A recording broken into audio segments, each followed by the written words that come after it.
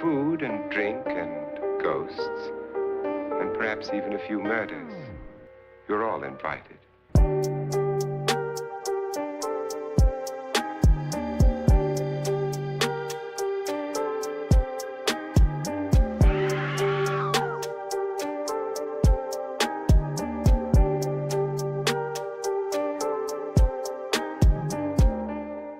What's your favorite scary movie?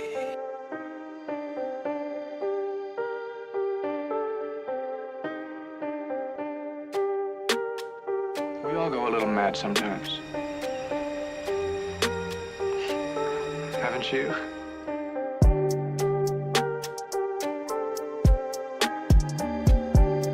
It's alive! It's alive! It's alive!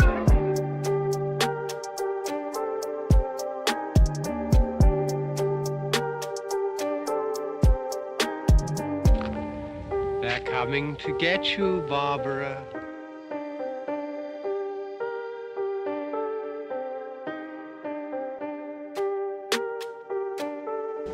Be afraid. Be very afraid.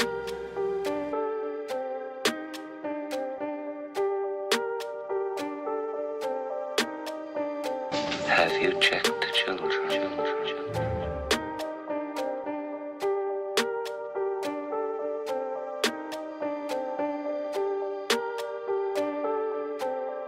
Groovy.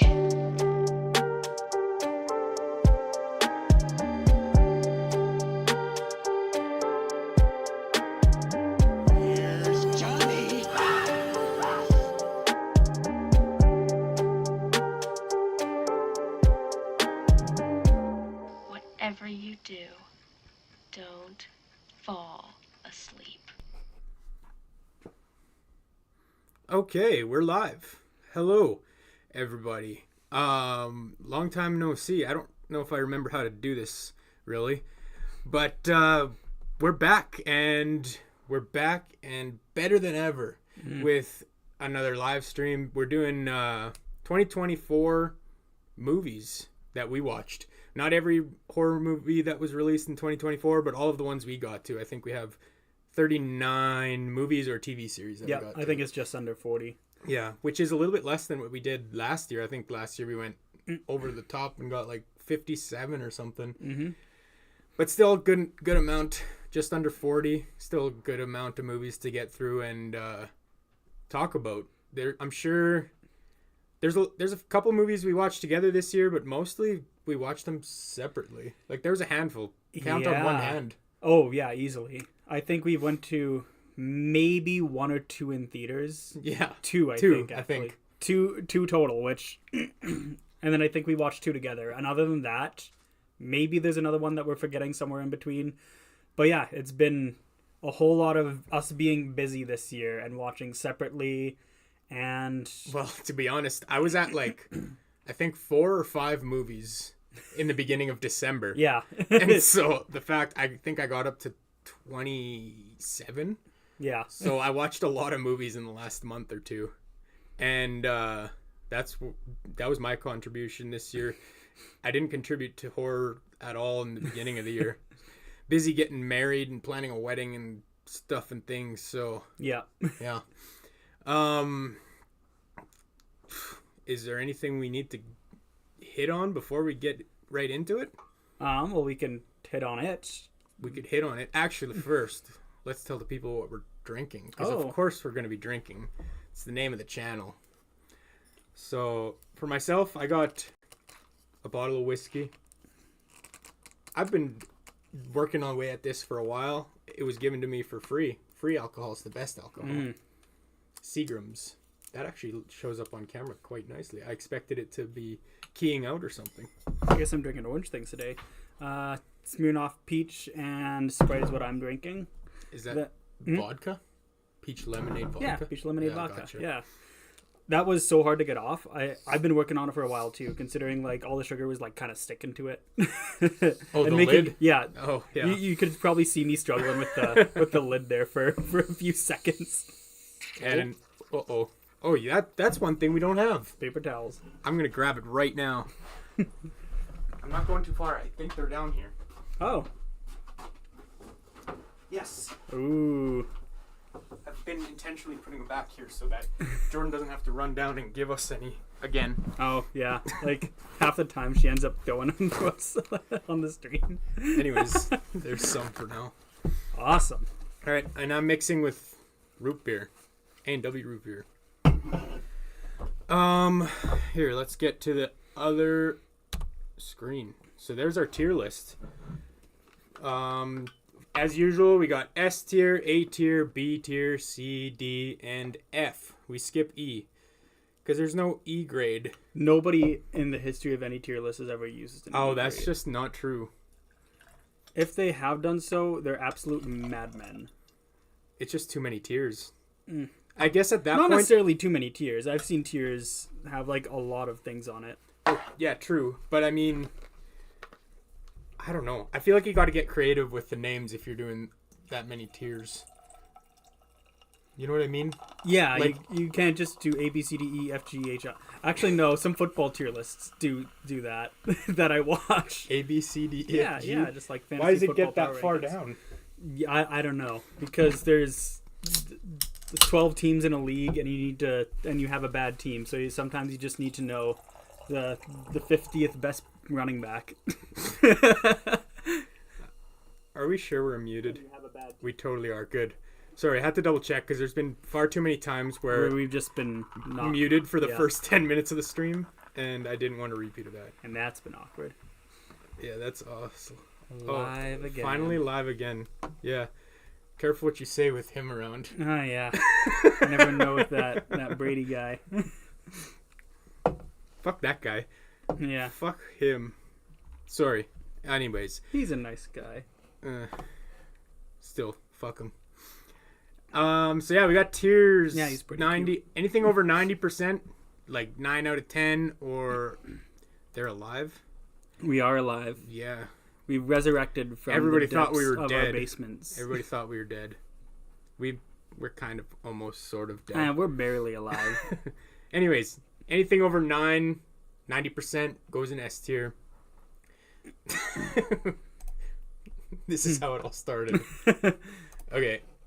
80 to 89% is A tier, 70 to 79 B tier, 60 to 69 is C tier, 50 to 59 is D, and anything under 50% is F. And you can see there how many we're going to drink anytime we put it in that tier. Mm-hmm. Should we just get right into ranking it? Sure. Do you want to take a sip to start us off? Yes. Cheers. So the first movie, actually I'm going to adjust this right now before we get too far so that we can read the text. We'll just be little guys in the corner. I think that makes more sense. Okay, Immaculate. This one you have seen. I've not seen actually. Oh, you haven't seen Yeah. it? I have seen it. Is it immaculate? Well, let me just check my cheat sheet here. I can tell you it's, in my opinion, not immaculate. Unfortunately. And I've heard so much hype about Sydney Sweeney, and like, I don't know. I guess everybody is just obsessed with... Is Sydney Sweeney the girl from like Freaky? Freaky. What am I thinking No, of? that's a different girl. What's her name? I don't remember. Anyways, I've heard a lot of hype around Sydney Sweeney, and this was the first movie I ever saw her in, and like, she was fine in it. She wasn't like good or bad, I guess. I guess she was fine. She was good. But the movie itself, I don't know why, but I keep watching these fucking nun movies, and they piss me off every fucking time. I guess it makes it... I'm starting off by making it sound like this was like an F tier movie or something. It wasn't. I'll say right now, I rated it 6.5 out of 10. So I guess C plus if you want to say. Mm-hmm. It's another nun movie. I don't know why I keep watching them. It wasn't bad, but it wasn't fantastic either. It just was. It existed, I guess, is the point. The one thing that it kind of offered that was somewhat new was with the Mother Mary idea, as in, like, you know how Mary gave birth without actually getting pregnant and stuff. Yeah. That was kind of the, I guess, theme of this movie. So that was interesting to see in a movie that I haven't exactly seen much of. So that was the one, I guess, fresh thing that I saw in this movie. I guess I'm kind of surprised that it didn't land in a lower tier simply because of my recent track record with religious horror in general. Mm-hmm. But yeah, it landed in a C tier, which it was fine enough, decent enough to watch, but nothing too crazy. So yeah, it's a C tier. And actually, let me see. This might be the best way to be consistent. And then I can drag it in. Perfect, an S tier. Oh yeah, what the fuck? I just had to. That's how I do my tests. I just drag it to S. So yeah, good call on that. I'm gonna move it over. So yeah, C tier. That is 3 sips. Hi Jordan. She's always here. Hi Jordan. Quietly lurking.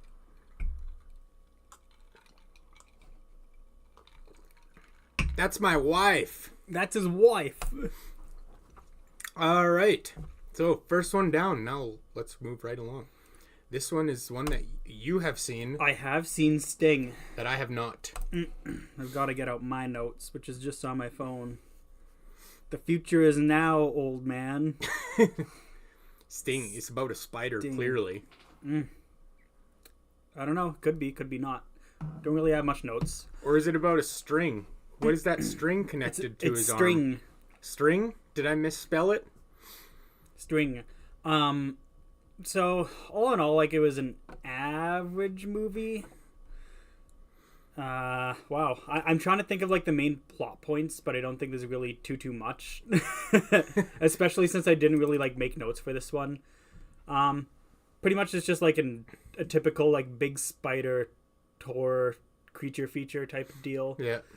There's not really a whole lot of character development there. Maybe a little bit. The girl kind of figuring things out with her dad, but I don't know.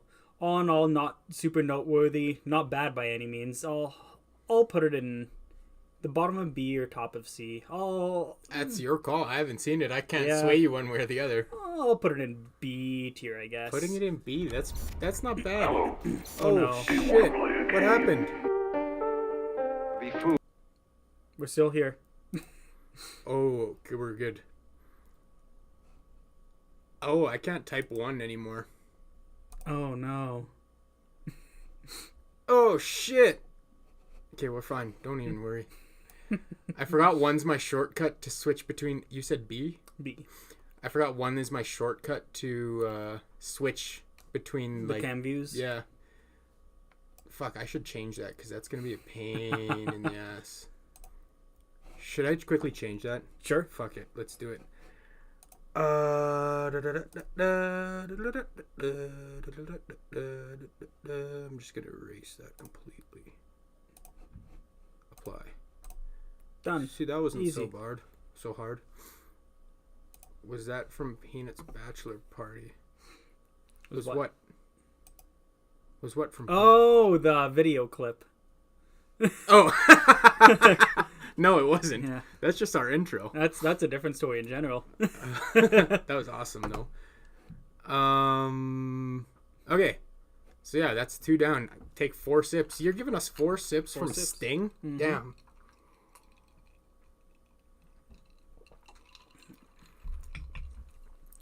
All right. So, this is another one that I doubt you saw. I did not see Clear Mind. Clear Mind. So Clear Mind was basically, I think it was like this was actually the very first movie that I watched this year from 2024. And it was like back in January when it just got released. It was okay from what I remember. I think the poster's kind of cool, just looking at the poster here. But it explores grief as a topic, and they use a new form of therapy by using simulated scenes to help a person move on from their trauma. Basically, it's like advanced VR. So you get the VR visually, but you also get like the physical feeling incorporated with it as well, not just the visuals, if you know what I'm trying to say. Yeah, no, I got you. So that's kind of what the premise of this movie is. It was all right. I think it could have been better. It seemed like it was missing something to give it that wow factor. The acting was solid, and the premise was good, but I kind of wish they dove a little deeper, is what I wrote. It seemed like it was trying to be a mindfuck in some ways, but it wasn't, and they failed miserably at that. And I think the concept would have worked better if they pulled off the mindfuck aspect and made you think more. Just because it's a topic that's not super explored, like the simulated, or it's definitely explored, but I mean it has to make you think in order to pull it off well. And yeah, this one just didn't do a great job, so I ranked it 6 out of 10, and that's C tier. We're starting off with solid C's for me. Things averaging out, that's good. I will say, no, I won't say. Okay, Tucker won't say. I will not say. But yeah, 3 sifs for that one. There's 3 sips. Next, Azrael. Again, I think this is not one you saw. I did not see Azrael either. So Azrael, I kind of went in completely blind, not knowing at all what this movie was other than the poster that you're seeing right now, basically. That's all I got. And I will say... Sorry. Oh, yeah. So basically, the premise of this movie is it takes place after the rapture, and there's like a cult of survivors, basically the apocalypse. Mm-hmm. There's a cult of survivors that are hunting down Azrael, who escaped their imprisonment. And by the name Azrael, like you think Azrael, like the demon, right? Or like Azrael, a person. So, based on the title, I thought it was Azrael, and it was going to have some sort of thing with the demon, or the devil. It doesn't really. Mm-hmm. It's the person's name that they're hunting down. Like, they had Azrael in captivity or imprisoned or whatever, and she escaped. Basically, she knew they were a cult, I guess, and was like trying to escape the imprisonment. But I guess the reason she did that in the first place was because this cult, they believe that you have to stay absolutely silent. Not in the same way that like A Quiet Place universe, it's different. Mm-hmm. But they ripped out her vocal cords so that she couldn't speak. Why doesn't just everyone do that in A Quiet Place? Well, that's a good point. I don't know. That would make it easier to survive, probably. Although that would hurt a lot. And probably lead to a lot of infection. You'd probably scream. Yeah. Yeah. And, yeah, I don't know. Anyways, they believe that speech is a sin. That's why they're doing this in the first place. And there is literally 2 sentences of dialogue in this movie. And it's from, like, a foreigner side character that is just there for, like, a minute scene. Maybe, I'd say 3-minute scene. And that's the only time you hear anybody actually talk in this movie. Which shocked me. Because, I went in this completely blind. I had no idea. If speech is, like, taboo or forbidden, how do they, like, know, like, the spoken language then, I wonder? Well, this guy was Spanish or something. But, I mean, they knew how to talk. This was, like, what was it? Okay, so it's like... This was after the apocalypse or whatever. Yeah, whatever. Okay. Like, we didn't see the apocalypse happen. So it's, like, recent, I guess. Okay. Yeah, like, we don't see the apocalypse happen. This is, like, the after events that we're seeing play out. Sorry. Anyways, yeah, sorry. We don't know what this guy says. There's no subtitles for it. Or maybe there is, but I didn't have subtitles on because it was a movie that didn't talk. And so I have no idea what he said. Obviously, if you speak the language, you do know, but I don't know. Either way, the movie has some entities. They're called the Burned Ones, and they sound exactly... They are exactly as they sound, the Burned Ones. I found out afterwards that's what they were actually named, but they're humanoid, and yeah, they look like burned to a crisp people, basically. But they actually did a pretty good job with these characters. They didn't go over the top with it. They didn't try to make them unbelievable. They were effective, I guess, characters. And they feed on human flesh and blood. And the movie has solid gore, some pretty gnarly kills, and all of the like special effects were really solid with this too. And there's a lot of tension throughout the movie, and the fact that it had no dialogue, like some people might look down on that and say like, I mean, it's hard. You can't make a good movie without dialogue. It's not something that happens very often, but in this case they did a pretty solid job. And yeah, it was a great movie. I really enjoyed it. I recommend it to people if they haven't seen it. Ultimately, I ranked it 8 out of 10, A tier. Not quite into the S tier, but it was still a very enjoyable movie. So it's going in A tier. Yeah, sorry, continue. I was just going to say, I know I kind of went on about that one, but I feel like the ones that you enjoy more, you want to talk about more. Yeah. So, no, that's fair. Yeah, no, I guess, I guess there's a few movies that are very non-vocal that get good praise. I mean, A Quiet Place for sure. Yeah. That one still has like dialogue and they're whispering, but or like whatever. But yeah, A Quiet Place it's obviously one of the mainstream ones with very limited talking. We got Siren Animations back. Heyo, I'm back. Managed to pop in while I sneak my phone for a couple of seconds. Good luck with the stream. What do you mean? Where are you sneaking your phone? Welcome. Hope you're still watching. Sorry it took a minute to get to that. Yeah, that's Azrael. So, let's move right along. Something we both watched. Together. I'll let you talk about this one since I went for the last two. Smile 2. So, I guess it was kind of a controversial take. Yours? No, for both of us last time. Oh, we reviewed the first one. We didn't like the first one all that much. We thought the first one was in D tier. Yeah, D tier. Yeah. So, sorry to interrupt. He's grounded. Siren Animation's grounded. Smile 2 was fine, I guess. Well, we'll talk about what we think, so sorry to interrupt you. So, Smile 2, it was better than the first one, I'll say that, in our opinions. Sorry, we gotta take 5 sips also. Oh, good call. I just took one.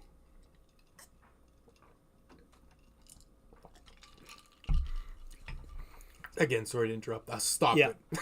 So, I think it, again, starts off, like, pretty damn strong. Especially, like, I love how they included Kyle Gallner, which I feel like, especially coming back to a Smile movie, I don't think anybody would be, like, at all interested in, but I love how Kyle Gallner actually, like, stood by it. Yeah. And was in the scene for a total of 5 minutes just to get, like, eviscerated by a car. Basically, just to try and tie the movies together.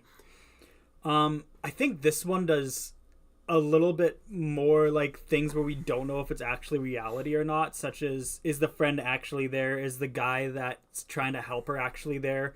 Where in the first one, it was a little bit more clear cut in that regard. Right. Yes. So I think that, I mean, it's kind of give and take. I think the last one, they were pushing a theme a little bit too hard. With this one, they were just having a lot more fun with it. I agree. I think the jump scares were honestly better in the first one, though. There was more of them. Yeah. There was a few in this one, and, like, I mean, the jump scares aren't what stands out to me in this one. Yeah. I think you nailed it on the head, though, about the fact, like, the first Smile was really hitting a theme and a message about, like mental health, right? Yeah, mental health and, like, loss and things like that. Yeah, and this one, I completely agree.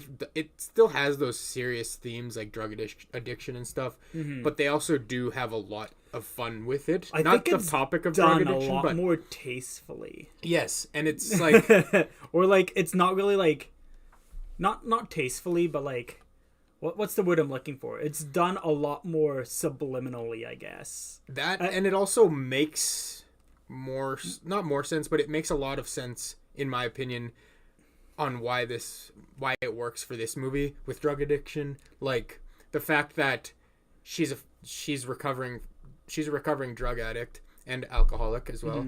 And like she's doing good, she's sober, but then all of a sudden this entity starts like fucking with her, and then everyone thinks that she might be back on drugs and stuff. She might, it's like it symbolizes like a relapse, which is kind of neat. Exactly. And so I think that I do like that aspect of it for for the second installment here. Yeah, that was kind of cool in comparison to the other one. Yeah. What other notes do I got? Or just like how like she sees something traumatic and how it's just like so easy to relapse after seeing something traumatic and not knowing what's going on in somebody's life. Right, for sure, yeah. Yeah, because she watches that guy die and whatever. I will say some of the deaths were shocking, like in this one. Not to the point where it like made me uncomfortable or anything, but just like, oh yeah, that's a death. You know what I mean? And they did a good job with the gore in this one. I think they did a good job with the gore in the first one too. Like it's a mainstream horror movie, but this one, I don't know, it stuck out to me a little bit more, I guess. The acting was decent enough. I still think there's some, I guess, a little bit over the top aspects and some parts that kind of are a little bit ridiculous and over the top. Like, I still hate when you see the entity. The entity still looks so stupid. So ridiculous, and I think it's not, they don't need to show that to be effective. In fact, I think it's more effective if they don't show it. But I still had a lot of fun with this movie. I think this movie could have just been a standalone movie, and I wish they did this one as the first one. You know what I mean? Like, the first one didn't need to exist for this one to exist. Yeah. And basically, they just included Kyle Gallner to connect the two. To connect it. And it was a bit unnecessary. That's my opinion. They didn't need to at all. No, exactly. I just love Kyle Gallner, and I'm happy he was in it. And just took his check and left. Yeah, fair enough. I do think the one thing that... another thing that makes the first one even more unnecessary is that the fact in this one they explain the curse completely again. Like that guy meets her in the bar or whatever and explains exactly how the curse works, like just like they did in the first one. The thing is, I said this like at the beginning. The movie's like there's such high odds that she's gonna fucking die. Well, yeah, that's what it seemed like too. But I don't know. I don't think the other one was necessary, I guess. If this one exists. Yeah. Which it does. Yeah, if this one exists because it shows that they can make a smile movie that at least Tucker and I enjoy. Yeah. I guess that's the best way to put it. And in saying that, where would you rank this? I'd put it in B tier. B? That's exactly what I'd said too. And okay. I said B plus. So 7.5. I had it exactly 7.5 too. Okay, there you go. We're in sync. Yep, perfect. I figured we'd be somewhat on the same page with that one. I'm glad we were exactly on the same page. So 4 sips for that.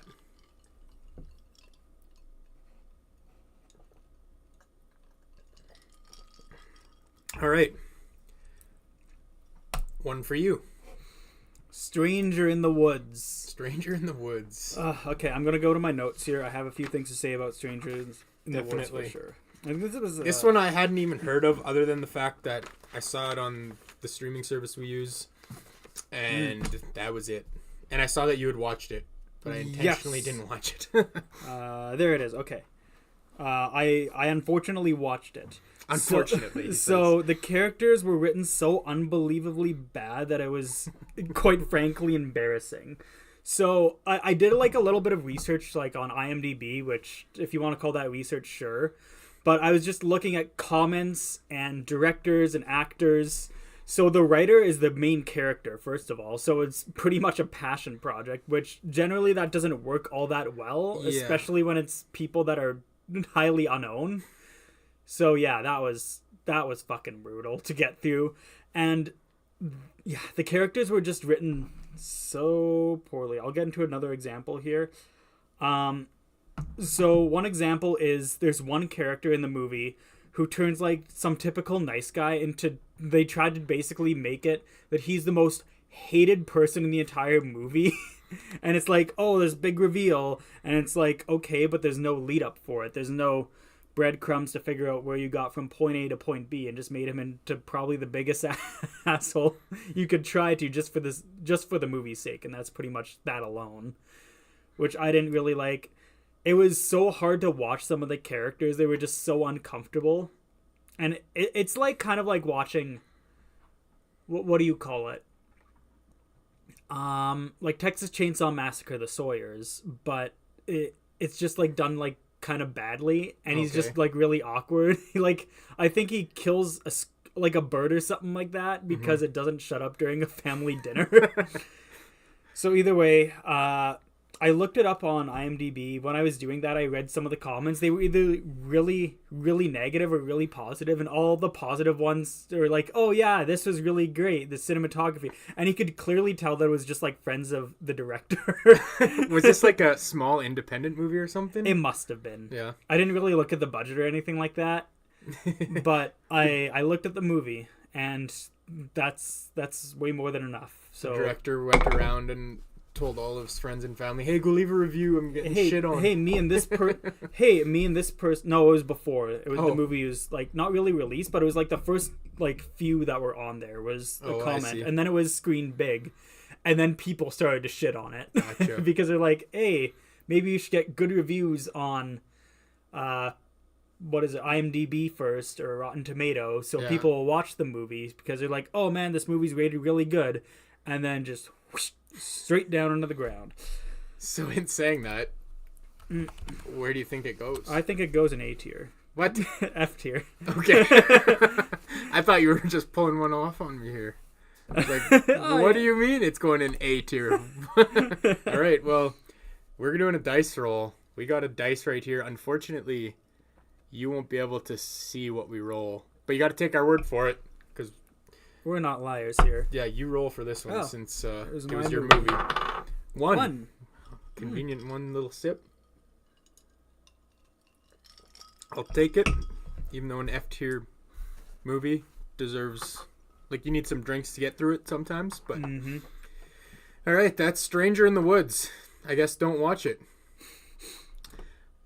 We'll flip this script, I guess, a bit and talk about Mads.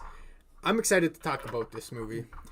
It's a French movie, which there's one thing right off the bat that I want to mention about this movie and give it the complete and like the most credit it deserves for it. This movie was done in one continuous shot with no cuts, no breaks, no editing in that sense. And it's a 90-minute movie. It's an hour and a half, typical length movie, but it's all done in one shot. And the way they do it is very interesting. Like for the first, there's basically 3 sort of parts to the movie, I guess.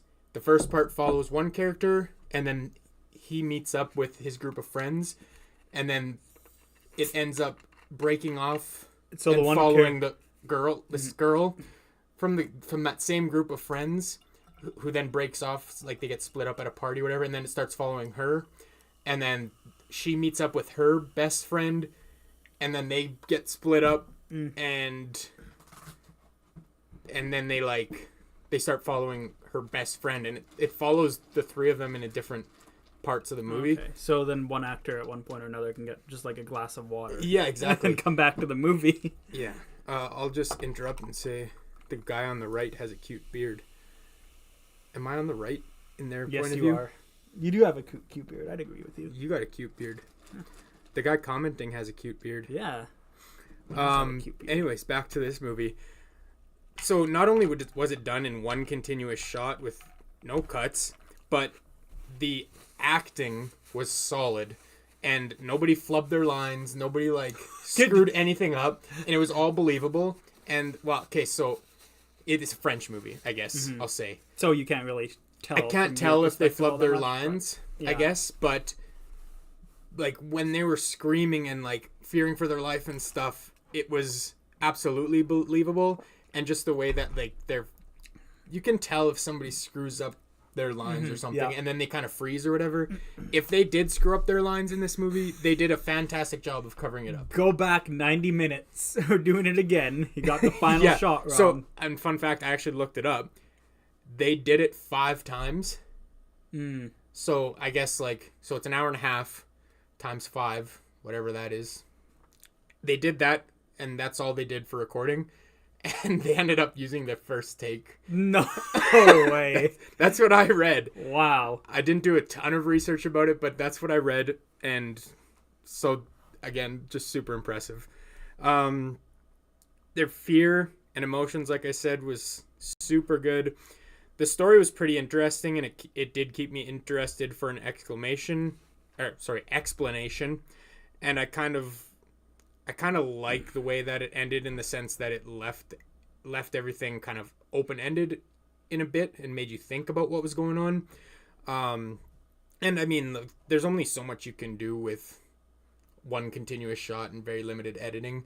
Like, there was not a lot of on-screen death, I guess. Mm-hmm. There was some, but those deaths were just kind of basic kills and stuff. I'm kind of curious how you do the special effects for those when it's just like a continuous 90-minute shot. But I mean, like, there's post-production and everything like that. But... there would have been for sure some of that. And and there were some deaths that were actually like pretty gory. For example, like, they're in this building and they walk up the staircase and there's this guy already dead and he's got like blood squirting from him and his wound looks like actually pretty gnarly and stuff. And like, so that was obviously off-screen stuff that they had prepared on the side for when they get to that point. But, and that's the other thing, is this movie's not done in one location either. Like, they're fucking traveling through this city and it's taking you in so many different settings, and that just adds to how impressive it is to do it in one shot.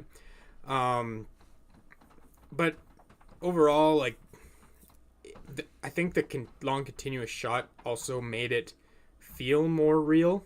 Like it's kind of found footage-esque, the way that it's shot. It makes it feel more real, like it's actually happening and it's believable. As if you were watching someone in real life, I guess. I'll say that after all that praise, like I said, there's only so much you can do with like, sometimes editing just elevates a movie that much more. Mm-hmm. So this one, for that reason, like, it wasn't quite at an S tier level, I'll say, but it did make it into A tier. I ranked it 8 out of 10. And yeah, very enjoyable, and especially like I went into it knowing that it was one continuous shot. So when you know that and you go in to watch it, it just, in my opinion, makes it that much more interesting. And you're almost watching to see when they actually made a cut, and they don't. But it was a fun movie for sure. Just not quite into the S tier. 5 sips.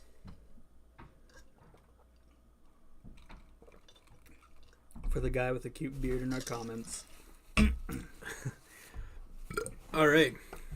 Okay. We got a couple for you, but first off, we'll start with Double Blind. Double Blind, I watched, I think it was closer to the beginning of the year. I want to say like February. I think you're right. I know it was one of the earlier ones you watched.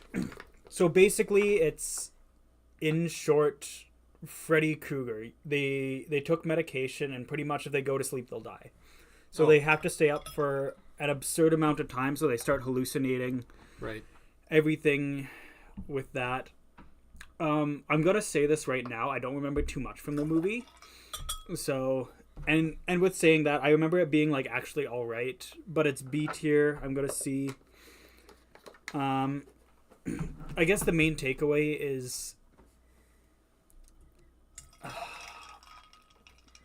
I think they did just, I don't know. It's so hard to remember because they don't really do any backup information. But either way, I thought it was a fine movie when I watched it. I think it was an A tier actually, and I moved it down because it was just so forgettable. Fair enough. So you're saying B ultimately? I'm saying B. I think there was some deaths that were pretty damn shocking, and there were a few twists and turns in there. Mm-hmm. Some fucking nerds doing some stupid shit. All right. Yeah. So yeah, B tier. I couldn't really get into too much detail because it's not as noteworthy. Fair enough. I will take my 4 sips for that. But do you want to 4 sips? Once you're done, do you want to pass me some of my mix? Mm-hmm. And you can also get up to the next one. Yeah, I'll pull it up once you're done with your sips. We gotta leave them hanging for a minute and let them know let them wonder what's coming up next, you know? Leave them in suspense.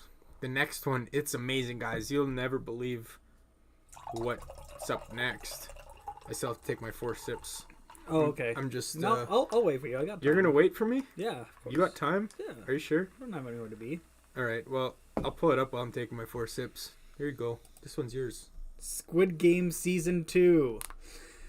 Squid Game Season 2. I think, without a doubt, it's worse than the first one. And the main thing about it is what they had going for them in the first one was they killed off people that you got attached to. They killed off, like, the old man or Ali in the first one, and it tugged on your heartstrings. Where in this one, they didn't really kill off a lot of people, so it felt like everyone was safe. Squid Games was enjoyable. And speaking of the games itself, the games were kind of fun. They had the one where you basically had to get partners and go in a room, or they had the other ones where, what was the other one? For the second season? Partners and go in a room. You had to have basically a biathlon of, what is it? Like a bunch of games like such as spinning top or hacky sack, pretty much. I don't know what they call it in Korean. Okay. but it's pretty much like a bunch of other like tiny Korean games. You have to do it in a gauntlet. Yeah. So yeah, I thought it was still fine. Mm-hmm. I like the adventure of them trying to find the island and then doing the whole setup to get back onto the island and to find the guy that was in charge. And the overall face-off with the recruiter was really fun. So I did like it, but I hope season 3 is more concluding. I think the funnest part was also the new number 1. And in Squid Game, you always know, I don't really want to spoil it, but the new number 1 is awesome to see in the game. And he makes it a lot of fun just because he's so kind of unpredictable. But yeah, I'll put it in B tier. B tier. Yep, B tier. Have all of yours been B at this point? I think, yeah. No, I had one in F. Oh, right. And Immaculate, we put in C. This one, I think's the... Oh, no, you didn't watch that. I keep thinking you watched it. Fuck, idiot. This one's the most deserving, though. This is, I'd say, the strongest movie I've watched as of this point. Series, you mean? Series. Horror. Oh, series horror? Yeah, so, I don't know, like, I've heard at the end of this season, it's kind of disappointing. The ending of season 2. It's because they're setting up so hard for season 3. Yeah. Okay, that makes sense. I haven't even... Full disclosure, I haven't even watched the first season, surprisingly. First season's good. I've heard it's good, and I think I would enjoy it. I don't know, I've never got around to it. And it's something about, like, death traps that people just fall in love with. Yeah. I know, like, a lot of people in Japanese media do it. Yeah, fair enough. But yeah, that's all you got for Squid Game. I guess 4 sips, another 4.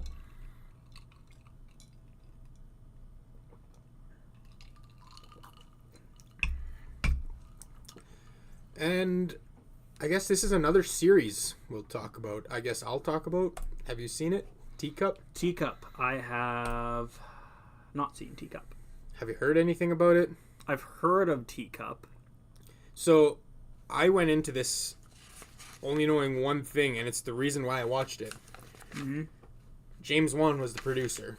Oh, yeah. Okay. So I didn't know that until I was looking up, like, what series should I watch? Which horror series from 2024 should I watch? Mm-hmm. And this is one I stumbled across, and then it was like, James Wan produced. I was like, okay, that piqued my interest.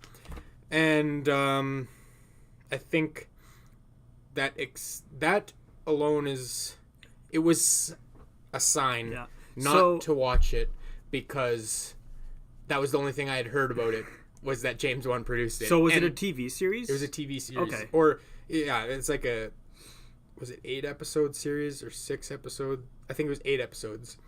Actually, the one other thing I heard about it. So I heard it was produced by James Wan, and then I heard that it was canceled after season 1.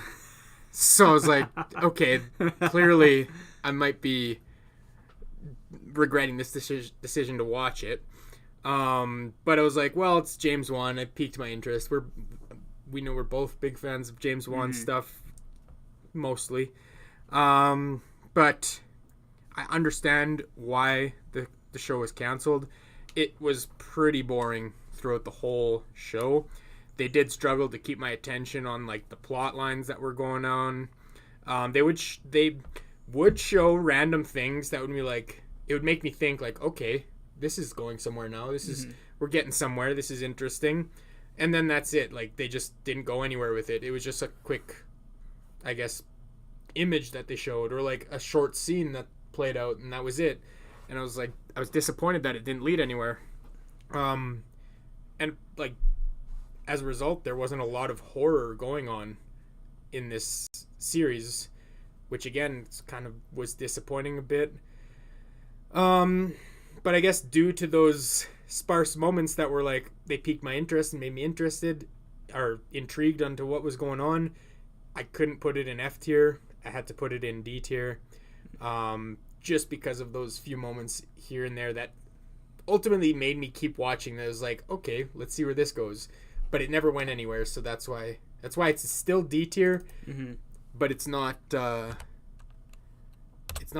F tier because of those reasons, I guess. Yeah. So you mentioned Teacup, and it really made me think of Archive 81 because it was canceled after the first season. Right. It was James Wan produced, and they did a phenomenal job with that. That's it what was I thought. based off like a horror, it was based off of an analog horror like audio tapes. Yeah. Which is I didn't even know that until recently, but I thought that was really fucking cool. I remember you liked that. I loved it. Yeah. I thought it was really damn well done. So I was like, oh, Tucker's gonna love this probably, and then apparently it's awful, which is super disappointing. Like, it was very professionally shot and everything. It looked great, like cinematography wise. But I mean, nowadays that doesn't do anything for.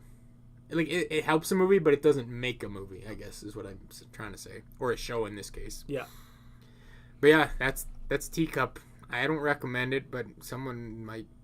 Someone will recommend it. Should we go on to the next one? Yes. This is one we both watched. We should. Terrifier 3. I would say this is was my most anticipated movie of 2024. Right out the gate. I don't know about you. Was it? For me, it was the one that I was looking forward to the most. I'm just trying to think. If I heard of other horror movies like prior to like release dates, I'd say it's probably top 5 for sure.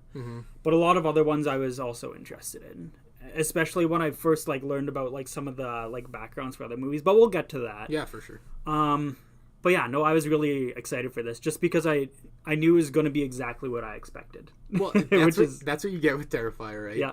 Especially the last two. You know exactly what you're going to get. After you watch the first one, you're getting into the second one, you know what you're going to get, and... Yeah. I'll explain the whole plot line with 2 words. Who cares? Right? Yeah. So, yeah, you're right about that. Apparently there's Christmas, and if you were to actually tell me what the fucking plot is, I have no idea. Yeah. At this moment in time. Well, no, exactly. And so, okay, that kind of leads me into my one problem with the third movie. Yeah. And it's... So, they kind of go on to this supernatural storyline in Terrifier 2, and I get why they're kind of doing it. They want to make Art the Clown supernatural and basically another like Michael Myers type where you can't really kill him. He doesn't really die. He always comes back, and that's how a horror franchise lives on, right? Like the villain never really dies. Why do you guys think police never get called in Terrifier? Because it's a movie. Yeah, we don't need the police. It's not real life. If it was, that would be absolutely No, police were called in Terrifier 2. Remember in the Terrifier flashback, 2? and then he just gets his eye gouged out and then put him back into... Right, yes, parts that's softly. right, that's right. They're called. They are, yeah, in Terrifier 2. Anyways, back on track to what I was saying about the storyline. In the second one, they go and expand on this supernatural thing, and there's like the supernatural sword and blah, blah, blah. And like, that's my problem with the third one, is they go more in depth with that. Not like super in depth. It's still not the primary focus of this movie, but it's the one thing that I guess it didn't take me out of the movie. I still had a hell of a good time, but it was something that I made note of, that it was like, okay, you guys are still trying to make this storyline make You're sense. you're and still trying to make it a storyline when it doesn't necessarily. It doesn't need it. one. That's not why I'm here. Yeah. I'm here to watch over the top, fun, gory, messed up kills, and they delivered on that. Don't get me wrong, super good kills. But yeah, that's just the one thing, and there was a good segue into it. That's why I brought it up. Was the storyline? Just I think they could do without it. Just focus more on the fucked up stuff, the fucked up kills. You know. Yeah. But yeah, like apart from that, We could talk about the fucked up kills, sure. the fucked up kills, and I mean, Dayton asks, what was your favorite kill in this series? How about we start with our favorite kill in the movie? In this movie? Yeah. The thing about this movie is it's so hard to find the kill. Right? Yeah. I think, in my opinion, the kill might be the one that kind of pays homage to the first one, where the guy gets the chainsaw up his ass in the showers or whatever. That, to me, is the one that stands out the most in this.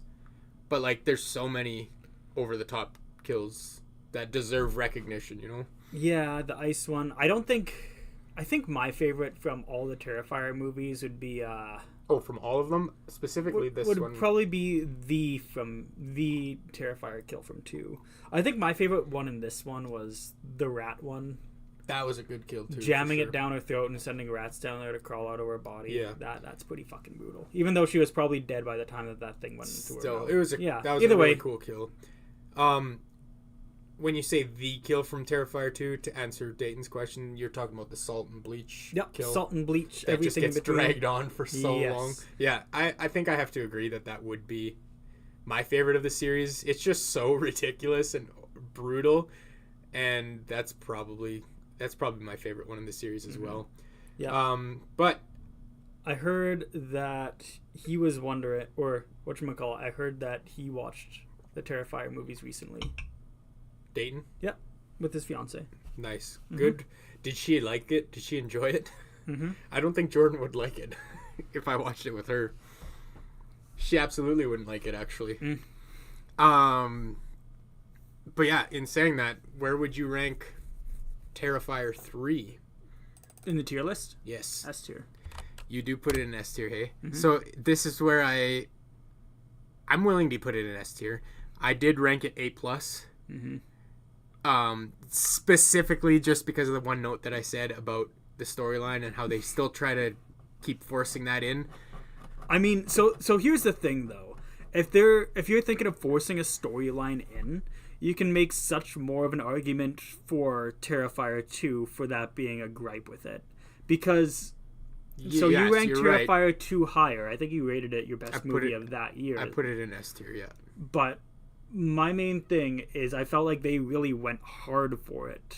Where like they went on for 2.5 hours of it, where they could have just like cut it down to 2 hours and had no storyline. You are right.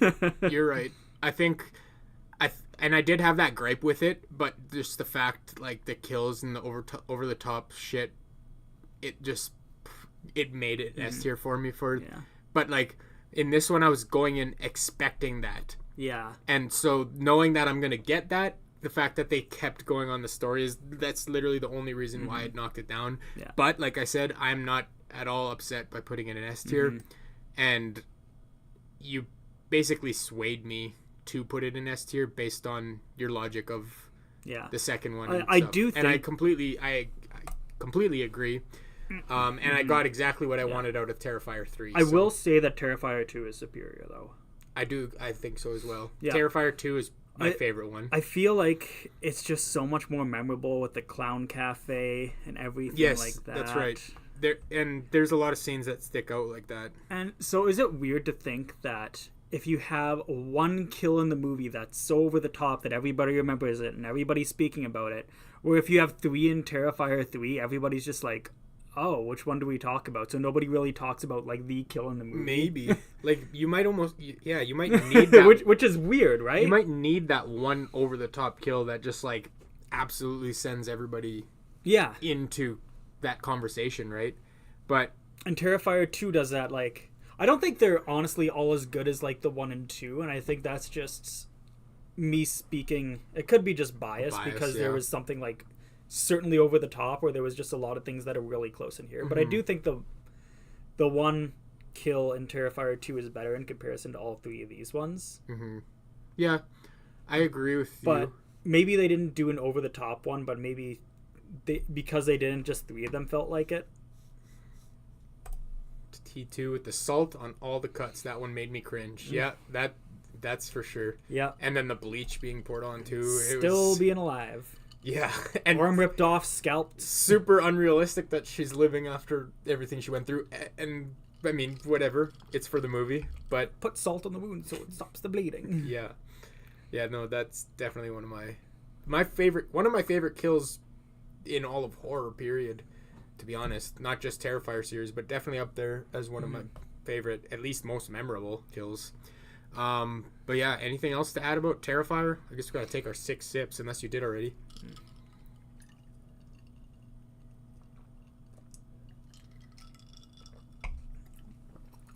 I think one of the most underrated kills in Terrifier is in the very first one, where there's the homeless, crazy doll lady. Mm-hmm.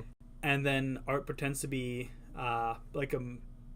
just kind of like falls asleep in her arms and is like sucking on his thumb. Yeah. And then it cuts to like the next scene and her body's just like been skinned alive and placed over his. Yeah, and we actually talked about that when we talked about Terrifier 1 and 2 in that long video we did. That was the one kill that I said the same thing. I think it goes like almost so not unnoticed, but yeah, underrated. And it's super impactful in my opinion, like the fact that it's her scalp and he's wearing it as a wig, and then he's wearing her breasts as like he's putting it on himself, and it's she got the full-on Buffalo Bill treatment. Yeah, exactly. And yeah, I completely agree with you there. The thing is, I feel like Terrifier 3 would have done the whole thing, like would have shown the cutting off the body, yes, and placed it on him, and like dancing around and just like being so like what's the word, silent acting kind of. Yeah, like miming. Yeah. Would have done a great job miming with absolutely. it, and it would have been hilarious. It would have been so good. Yeah, but anyways, I think that would be a budget thing, right? Because the first one, yeah, certainly a budget. They continue to get more and more budget, obviously, as it finds more success. So the first one wouldn't have had the budget to pull that off as effective as, like, say, Terrifier 3. But you are right that they would have gone full on, like, over the top with that. But yeah, anything else to add about Terrifier? I think that's it. All right, so we'll move on to another TV series that I watched. I assume you didn't watch? Nope. What We Do in the Shadows, Season 6. And, in fact, the final season. How was it the final season? It is, unfortunately, for me, the final season. Just for you? Well, no, but in my opinion, it's unfortunate that it's the last season. I would say, in saying that this season would be ranked the lowest out of all of the seasons for me. But keep in mind, last year I talked about all the seasons, and I would rank them all in S tier. And it still stands that way for season 6, I'll say right away. Yeah. I do rank it S tier. I ranked it 9 out of 10. Even though it's the least favorite season, it's still super fun and enjoyable, and they still nailed they continue on the exact tone throughout the entire series. So if you enjoy it, you're going to enjoy every season kind of thing. It's like I said it last time, it's basically The Office, but vampires. Yeah. And to me, it works out super fun. Everybody does a solid job. Like all the actors, they do a great job. And in my experience, you learn and like kind of really grow to love all of these characters. And it's just it's a great show. And yeah, unfortunately, like I said, there won't be a 7th season. It's already been confirmed. I mean, who knows? Something might change in the future. But like, I'm not gonna go too much into it because obviously there's multiple episodes, and I mean I could go into each episode. But as a whole, I do rank the season in S tier, and yeah, like I won't say much else. There's not much to say when it comes to TV series other than if you liked it or didn't, I guess. But okay. But I did very much enjoy it. It's very self-aware, I guess. obviously, if it's like The Office. It's very self-aware and knows what it is, and it executes very well. But yeah, S tier, 6 sips for season 6.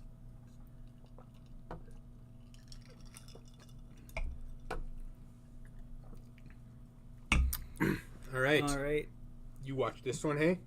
I did watch this one. Long Legs, I assumed so. Mm-hmm. This was another one that I was very excited for, I'll say. Mm-hmm. I forgot where I even ranked it. Really? But, yeah. So anyways. This one, yeah, okay, go ahead. The first thing that I want to say and get off my chest, oh my god, I always forget her fucking name. But Jesus Christ, is she a good actor. I love her acting so much. Yeah, I don't know her name either. I can't even look it up because we're fucking broadcasting on my phone. But she is a good actor. I do agree. Long Legs. I'll say why I was so excited for this movie. Like, I remember Dead Meat talking about it in their podcasts and stuff, and I don't know if they had some sort of like hands-on Micah producer. Monroe. Okay, yeah. I don't know if they had some sort of like producer role, Dead Meat, because they're trying to do their Dead Meat Productions thing, right? Yeah. And I remember them talking about this, and like they got me so excited for it and everything, and that's why it was one of my more anticipated movies for this year. And I heard like, and it took me a while to get to it. Like I said, I watched most of these movies within the last 2 months, so it was kind of sitting in the back of my brain for a long time, and I heard a lot of people saying how much they loved it. There was a lot of really good chatter about it. Yeah, so I was super excited to watch it. But yeah, I'll let you continue. I was just filling it up while you found her name. Yeah, I think all the actors were very well done. Obviously, Micah Monroe takes the spotlight. Once again, does it again. Super well done. Cinematography was good. I think the whole like FBI angle and her being like placed into that very specific situation's a little bit of a stretch and super plot convenient, and I feel like could have been explained better. But other than that, I thought it was good. I'll say that. Yep. If I'm trying to remember my ratings, I know it was certainly I think it was good. But as in like what, B or A or we're getting there. Okay, it was B. B tier? Okay. Yep. So yeah, I'll say like I said, I was super excited for everything, and maybe that played a part in how I experienced the film. But overall it was a bit of a letdown for me. I'm not saying it was a bad movie either though. Like, I thought it was okay. I was interested in the Long Legs character and thought, like you said about the acting, I thought Nick Cage pulled it off to perfection. I think he was a great fit for that character. However, I don't think we got enough of him in that role, and I don't think they explained the character enough in that role. Like, where the name Long Legs comes from. I looked it up, and basically the director just liked the name Long Legs. And I'm like, are you fucking kidding me? Like, you pick a name like that, you gotta... And it has, like, no significance? You gotta have a reason for it, right? And so that was disappointing to learn. Again, that's just what I found online. I don't know how true that is. Maybe there is some fucking reason that I didn't understand. I was interested in the story being told, but like you said, it was a little bit far-fetched about, like, how she was just perfectly placed in that position with her, like, whatever, her fucking powers or whatever.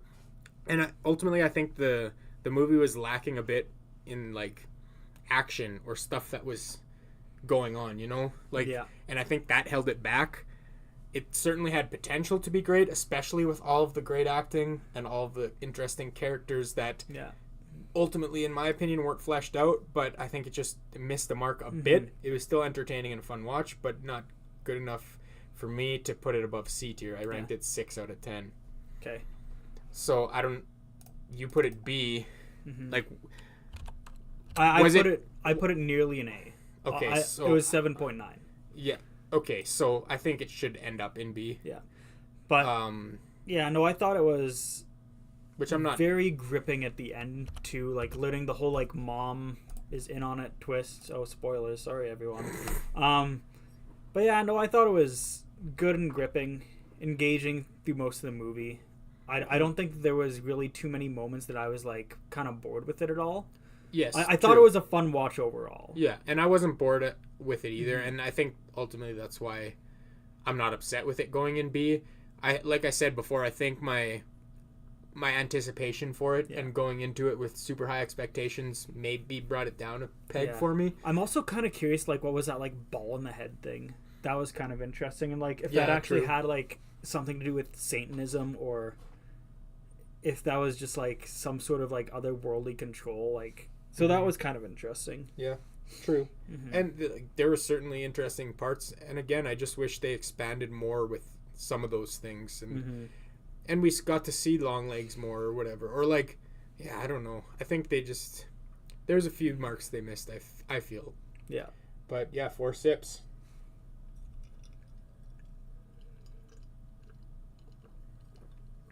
All right. Here's one for you. Okay.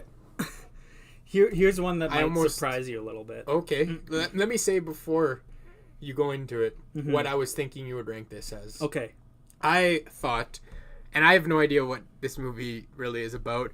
I do like the poster. It's a pretty fucking cool poster. It's a cool-ass poster.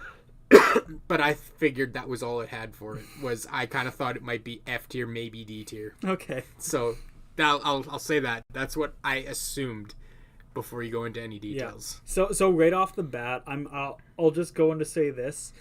They have terrible like ways to write it. So like for example, there's one specific thing in the plot where the main character happens to know what her tarot was because her mom like died of cancer, and there was things that she could establish, like how she knew how the tarot cards worked and how she knew how to do readings and all this. But none of that was set up properly. It's like she does the tarot cards, knows how everything is, just so happens to be a tarot person there. But then it's revealed afterwards, like, oh yeah, I actually know the tarot pretty well. So it's revealed in basically reversed order. Gotcha. So the way that it works is you see something in the poster and it kills you pretty much. Or see something on the card and that's how you die. So like if you see death will kill you, for instance. Right. That makes sense. Yeah, so it's like a supernatural death. The funniest thing about that is it's very clearly looks like a murder, and yet, so like for example, they call the police and this girl had her head like bashed in with a ladder, like one of those old school like attic ladders. Oh, okay. And it like just kind of dropped on her head like multiple times, just bashing it in. Gotcha. And the police are just like, yep, no foul play. Yeah, and a ladder just bounces off of a skull. Yeah, and it's not even like a small drop. Like that ladder probably could have like bruised her head, but it just like flat out like smashed it multiple times, which I thought was the funniest thing. It's like, oh yeah, there's no foul play here. And it just so happens that her other friend died and got hit by a train, and it's like, I don't know what to tell you. Why do you guys think that this is actually somebody murdering you guys? That's crazy talk. So what else? Oh yeah, and there was the other death where, so like obviously you know the tarot cards, so you know how to prevent it. So it's like, oh, the hanged man, and if you go out of the vehicle, you're gonna get hanged alive. And the other girl gets scared and runs out of the vehicle and gets hung alive. Who would have thought? Yeah. It's so fucking predictable. In saying that, it's stupid, so stupid, but it's fucking enjoyable. The movie. It's a fun movie to watch. I don't think it's a good movie by any means, so I'm gonna put it in C tier. Okay. Like it's one of those movies like that the it's like acting's like average. It has like, I want to say it's not the same character, but he has. Have you seen like the new Spider-Man movies? No. It's, to be honest, for the people watching, or maybe you've seen like trailers and things like that. But it's Spider-Man's like big fat friend. It seems like there's that kid as a stereotype now, and he was in the movie. Gotcha. But yeah, either way, it was pretty fucking stupid, and I could see people hating it and people roasting the shit out of it. But it's like so stupid that it's fun kind of thing. Yeah, it's stupid that it's fun. Yeah, and that's the best way to explain it. There's definitely movies like that for sure, and who knows, maybe there's more coming down this list. I don't really know, but Yeah, I get that. I Sometimes feel like you get there's always those movies. there's always like one a year, Oh, or for it's sure, or it's yeah. so stupid that it's kind of fun. Yeah, for sure. So yeah, 3 sips.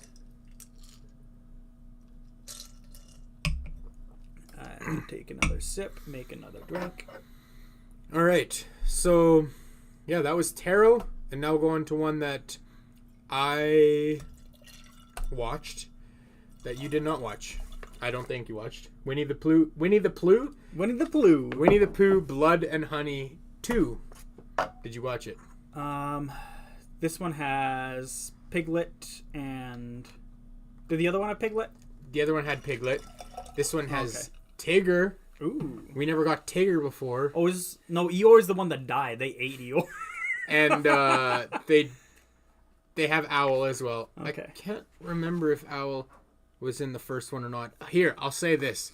The first Winnie the Pooh I ranked in D tier, and that shocked me because I thought it was going to be F. Going into it, I thought it was going to be F. But some of the kills surprised me and thought it was like a little bit entertaining in that aspect, so I bumped it up to D. Mm-hmm. That's, I think, what I did last year. This one, however... So how did it get worse? How did it get worse? Mm-hmm. Well, let me start off by saying... Oh yeah, so here's my notes. I watched the first one and it was kind of shit. So obviously I had to watch the second one.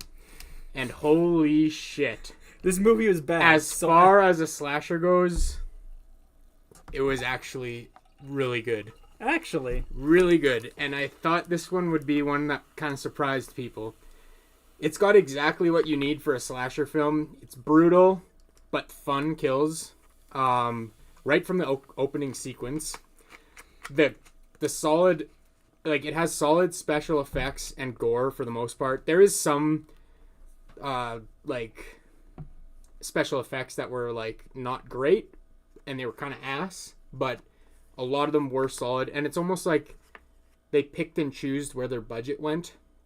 But as, like, you can kind of expect that with slashers, right? Like, Friday the 13th, there's the special effects are kind of cheesy sometimes, but it's still an enjoyable franchise. This movie knows exactly what it is, and it delivers super well, so I give it credit for that. They did far better in this one than the first one, and there's almost sort of a twist, and it's kind of cool and not really expected. So here, I'll say this. If you go into this movie knowing that there's a little bit of a twist or like something to divert your expectations, yeah, well, I'll call it a twist. If you go into this movie knowing that there is one and trying to find it, it'll be easy to figure it out. But I went into this movie expecting complete dog shit and nothing of value. So I didn't expect it. Yeah, it's like the whole Fight Club situation. If you're looking for a Yes. twist, you can, yeah. Yeah, exactly. And so it did kind of surprise me, and like I was like, oh, okay, that was kind of cool. Nothing over the top, but it was still fun. It is still a Pooh Bear slasher, so it's a little bit ridiculous and over the top. But as far as a slasher goes, it was still a lot of fun, and I think they had more of a budget this time because even the costumes didn't look as cheap.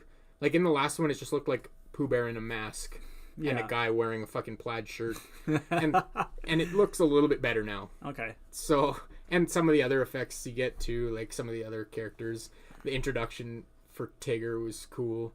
Some like just crazy kills. There is still flaws, but because I had such a fun time with it, I looked past those flaws, and it was just a wild ride. And also, there's going to be a third one, as I'll say that. But in saying that, it's A tier. A tier. A tier. Well done, Winnie the Pooh 2. I was shocked by it.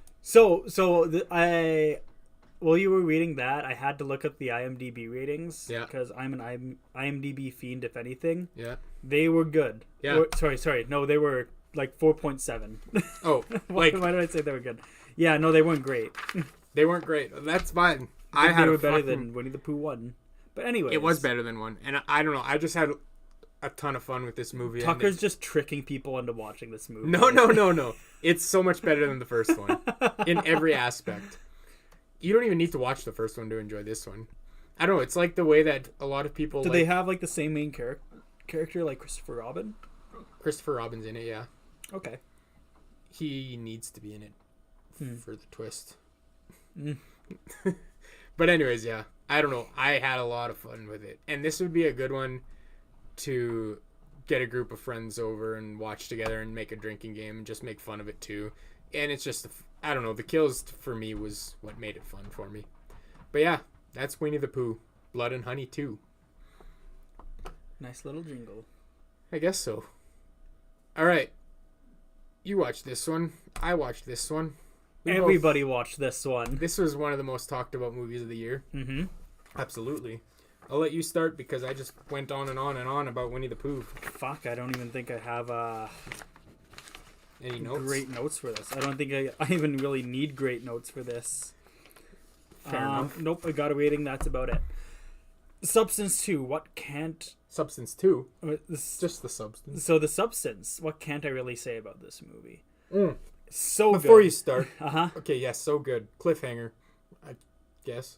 We got to take 5 sips for Winnie the Pooh. Ooh, good save.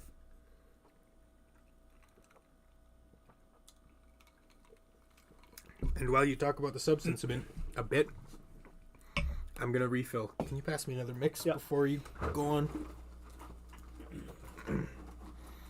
Substance 2, what a wild ride.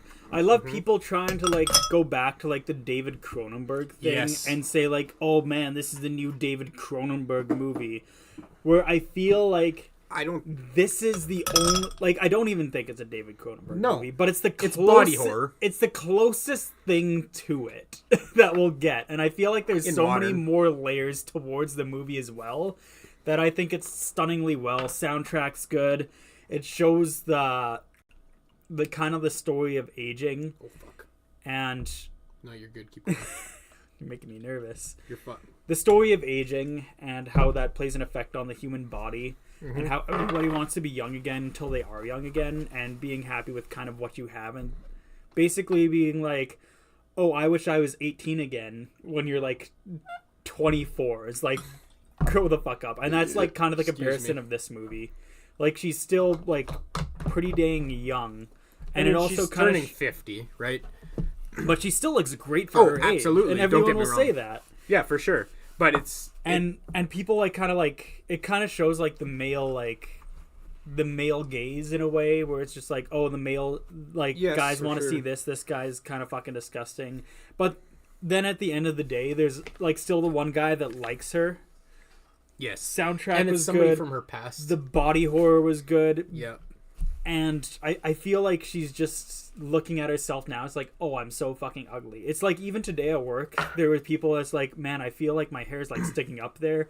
And I've mentioned this, like nobody will ever realize that you're having a bad hair day besides yourself. Oh, for sure. Absolutely. It's the weirdest thing. If you ever think you're having a bad hair day, trust me, nobody else knows. 100%. And like, even if you are, it's not gonna matter. Like, in the grand scheme of things, who gives a fuck if you have had a bad hair day, for example? And I totally agree with you that that was one of my first notes. I like how it opens up the movie in general, and it plays on real life fears that people have of aging. And it's especially more common in women, I feel like. Yeah. I don't know, obviously, but I feel like that's a more common stereotype of women. Yeah. They don't want to age. So I guess you can also say this. It's nobody knows you have a bad hair day, but everybody can tell when you've had a bad haircut. It's kind of like that. Yeah. Where it's just like you have the bad haircut because you have like the little like, what do you call it? What it looks like frostbite on your fingers.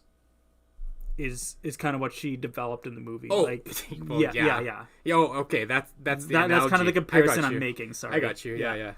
If you want to talk more about it. Yeah, like I got a whole fucking lot of notes here. But yeah, like I said, and you said, it plays on your real life fears and emotions about wanting to remain that youthful, young, spry person, in this case, woman. And it uses that as like a jump off point into a very effective body horror, which I've said before is one of my favorite subgenres of horror, is body horror. I I love a good body horror. And this is certainly that, a very good body horror. The cinematography is great with the real close-up shots, giving you like a lot of detail on various things, which is very effective.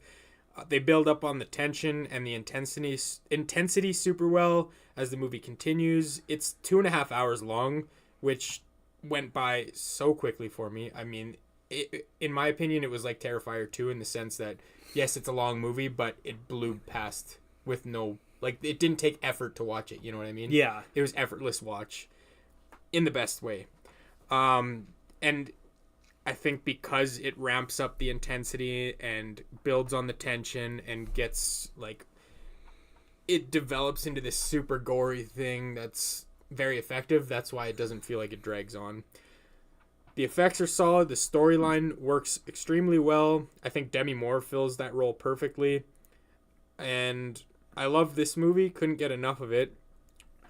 I think there's one thing that doesn't give it a perfect 10. And I mean, I think it's safe to say we know where this is going. But the one thing that doesn't give it a perfect 10 to me is the very near the very end where she's doing the New Year's Eve stage show.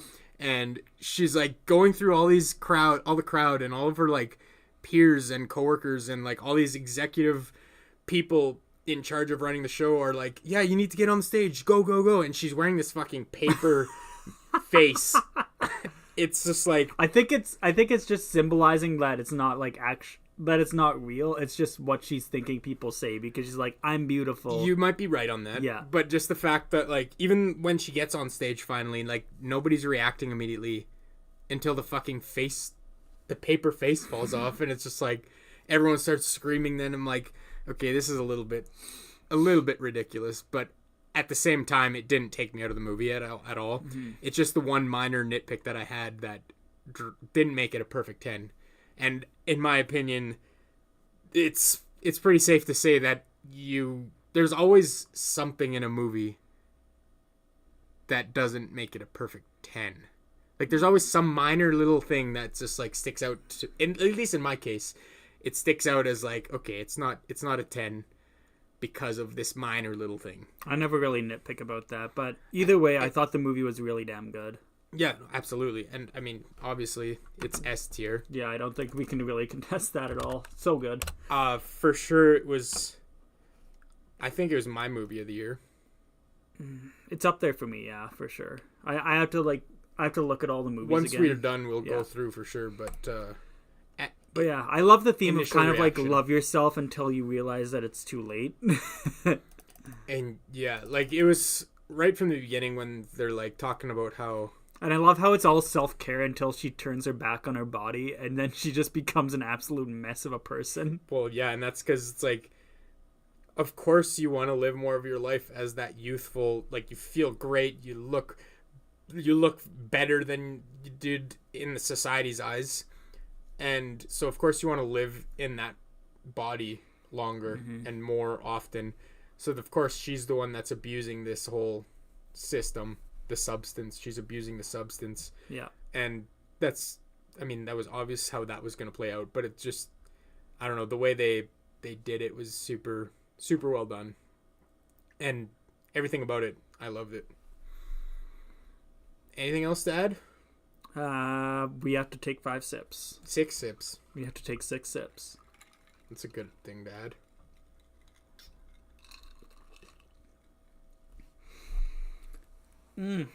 Nothing else, but moving on to our next movie. One that we both watched, and actually I watched it because you said that's a pretty good movie. Yeah. I think you pretty much already know my thoughts. I don't know where you're ranking it, I guess. I know you think you said it was at least a pretty good movie. That's all I you did said. say it was a pretty good movie. Yeah, and I'll say I agree with you. So you start, because you're the one who you watched it, and I watched it because of you. I've already mentioned it. I love Kyle Gallner. Yes, yeah, and he did a great job in this movie. Yeah, no, he did so good. Same with what's her name, Willa Fitzgerald. she did really good. That was kind of unexpected. I didn't even know that was her at first, like No. throughout the whole movie, actually. And I was like, oh, okay. Yeah. The twist is kind of easy to assemble if you're really looking for one. I agree. And it feels so Tarantino in the way the movie was assembled. Especially like starting in Act 3 and she's running away, limping away, car chase, all that. You're actually so spot on with that, and I never really realized that it was so Tarantino. Yeah. The movie was. Oh yeah, it's so Tarantino. And I never really like thought about it like that, but you're right, it is. Yeah. So that makes it super, super fun and unique. Yeah. All the storylines, everything slowly coming together. I think I really started to make it click until I started to think like, why the fuck are they just doing this like scene for scene? Like this is so weird, and it's really deceptive in the way that from chapter to chapter, but not in order. They're doing it from chapter to chapter. I'm just like, what's the fucking advantage of doing it like that? Right? I'm I like, know. Got it. Yeah, yeah. And then it's just like, oh, okay, I figured it out. Yeah.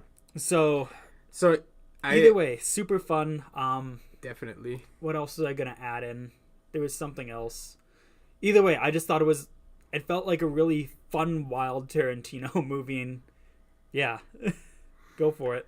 Yeah, so I agree. I really enjoyed this movie. Like you said, if you know there is sort of a twist, it's easy to figure out.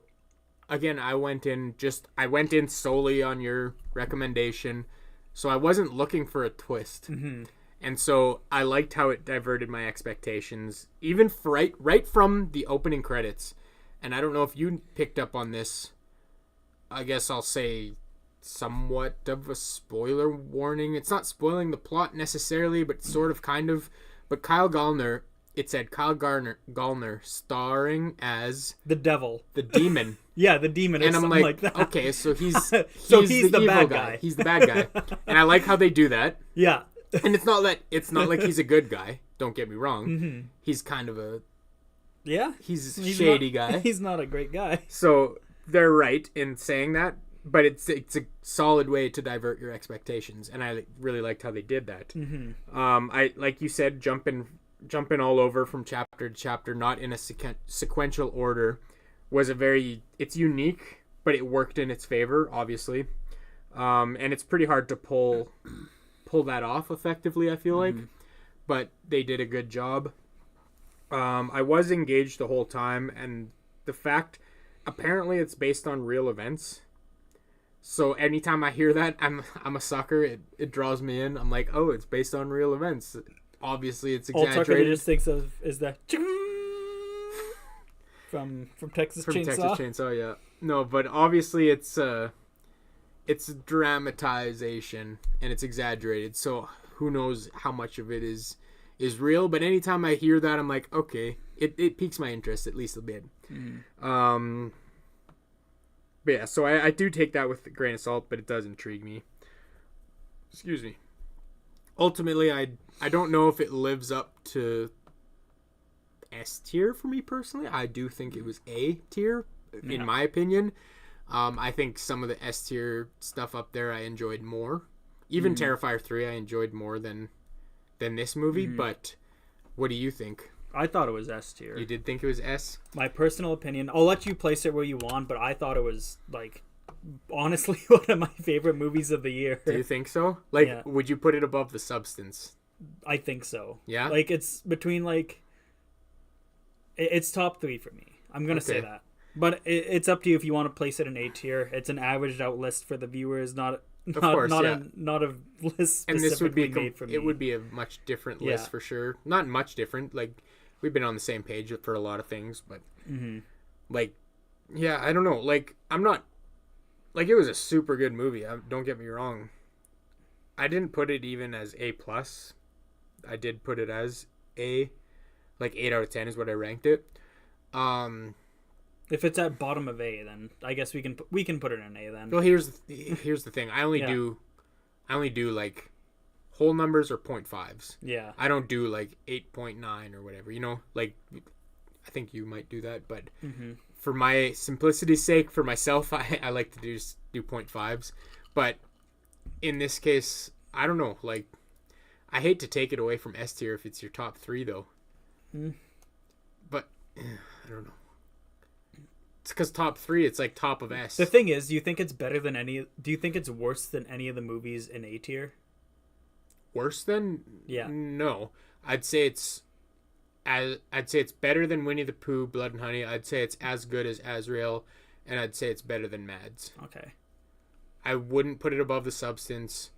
I wouldn't put it above What We Do in the Shadows. I just have a lot more fun with What We Do in the Shadows. That's fair enough. Terrifier 3, I would put it a little bit below Terrifier 3. However, I did put it as A+ for Terrifier 3. Keep in mind. So, like, where would you put it as far as, like, the Terrifier 3 and The Substance goes, I guess? I'd probably do... Fuck, it's interchangeable between Strange Darling and Substance. Like, That's number 1. Yeah. Like, if that's the case, I'll put it in S tier for you. Because, okay. I don't know. I feel like upper tier movies, they deserve more recognition, I guess. Yeah. Like, I hate to bring it down when it's in S tier. Plus the lighting, the wildness. I don't know. I thought it was just overall such a fun watch. And don't get me wrong, I'm not mad at it. Like, I loved the movie. It was a great movie. There was just certain things for whatever it might be. I didn't make a specific note on why I didn't think it was S tier, but I think there was just other watches that I had enjoyed that you liked significantly more that I was like, okay, this just fits nicely in A. But I'm not mad at it being an S, so I'll give it to you. If there's something that pops up later, I owe you one. Yeah. Or 2, because I give you Terrifier as well. Yeah. But it's fine. That's the other thing. That's the other thing I'm not mad at. That's the other reason I was just like, if you want it, I'll give it to you. No, I'm not mad at it. Like I said, it's on par with Azrael, which to me just barely didn't make it an S, so I'm not mad because you kind of bring it back up to S in that instance, you know? In all fairness, I think we've watched 5 total movies that are on here so far, like between the 2 of us. And like then together? Yep, together. 3. Like that we've ranked together. And then 4. everything else has been separate. 5. Yeah, you're right. There's some more coming. Oh, yeah. For sure. Because we got 12, 13, 14, 15, 16, 17 movies already. Yeah, so we're like halfway, basically. Yeah. A little bit less. Less than half. But that's fine. Let's take our 6 sips for that and go into one that I watched, but you didn't.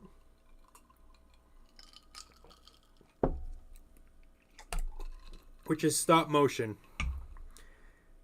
And the reason I watched this, you didn't watch it, right? I did not watch it. Sorry, Is it because there was a big old face on Shudder that it was a stop motion horror movie? I don't have Shudder anymore, full disclosure, but the name is what sold me.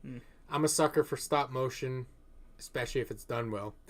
So the name alone, I was like, okay, this could be interesting. Let's go and watch it. And I had watched Mad God, which was fucking impressive. Story-wise, it was like, okay, whatever. But yeah, I don't remember where I ranked it last year. I think it might have been C, to be honest, or B maybe even. I don't remember.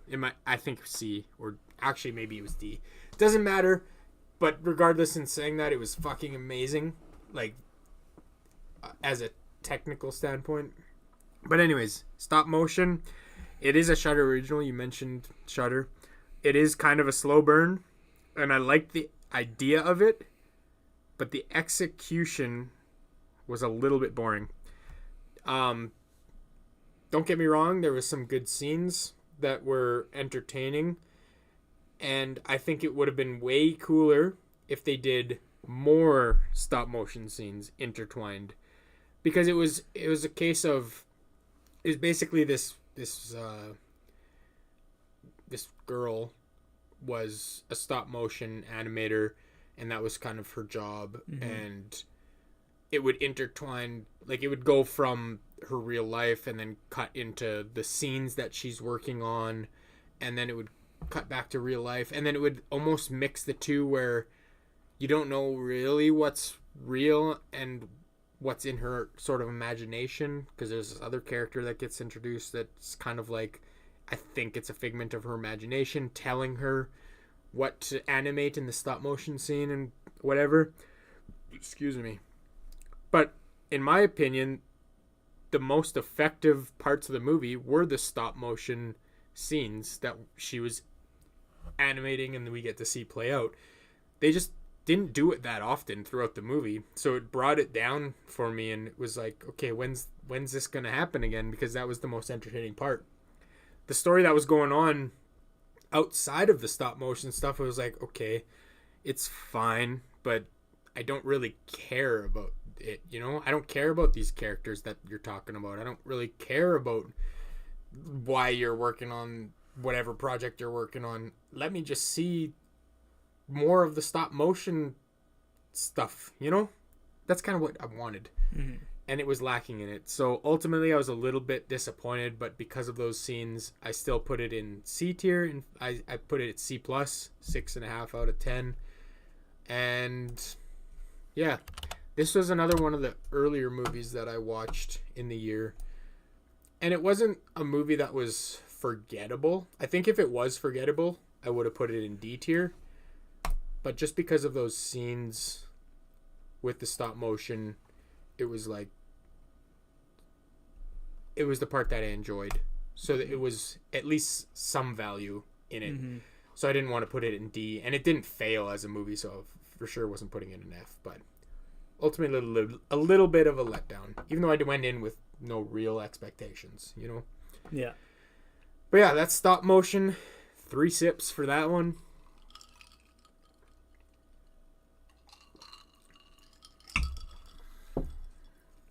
And yeah, let's move on to a movie we both watched. This is the first movie that I saw in theaters this year. It was the first movie that I saw in theaters this year. Which was pretty late in the year to see a movie for the first time. April, yeah. Was it the first? I think. For me, it was April. Yeah, I know. I saw Lisa Frankenstein at home. Okay, yeah. We can go into A Quiet Place Day one and how it was a movie. It exists. It was a movie. Should it exist? Well, I guess let's talk about it. I think it's pretty obvious. Yeah, I can go first for the main fact go for it. that you were just talking. Yeah, absolutely. Quiet Place Day one. So my main grope is it had no overall impact on the story and where these things came from. 1,000,000%. So it's like, oh man, we're gonna make a story about these things. Like, oh, where did they come from? What happened? Yeah. Like, what was it all like? Like, I'd at least like some sort of explanation, but it's just basically exactly what we saw, and I think it was a scene in the second one where just a meteor came down and like started attacking things. That's the fucking entire movie, and it's so fucking. It makes this whole thing feel like a slap in the face. Yeah. You're taking the words out of my mouth here. I don't care that it's what is it? Lupita Nyong'o, thank you, that's her name, from Us, which is one of my favorite movies of all time, or the kid from Stranger Things that plays Metallica while getting killed in the most awesome fucking way. But holy shit, I felt like a 7-year-old wrote it. I remember you saying that. Yeah. And I still stand by it. It feels like a 7-year-old wrote it. I agree. And I know that people fucking love this movie, and I'm sorry, but it wasn't good. Did people like it? People liked it. Damn, I didn't even look at the response. In my opinion, it was not good. No, I agree. And I think it might be a little bit of the bias that Tucker and I like watched it together, and we're just like, I feel like if everybody says like I don't like that, and everybody points it into a room, everybody starts to believe they don't like that.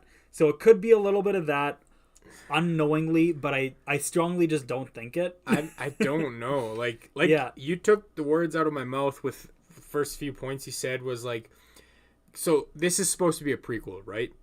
I was hoping to get an origin story, like you said. We just got the exact same scene from the second one. It was because the second one was a prequel sequel. It was both. But all they give us for a prequel is that opening sequence, basically. Yeah. And that's all we get from this one. We don't get any real... That's all we really need. We need a backstory. We don't have any of that shit.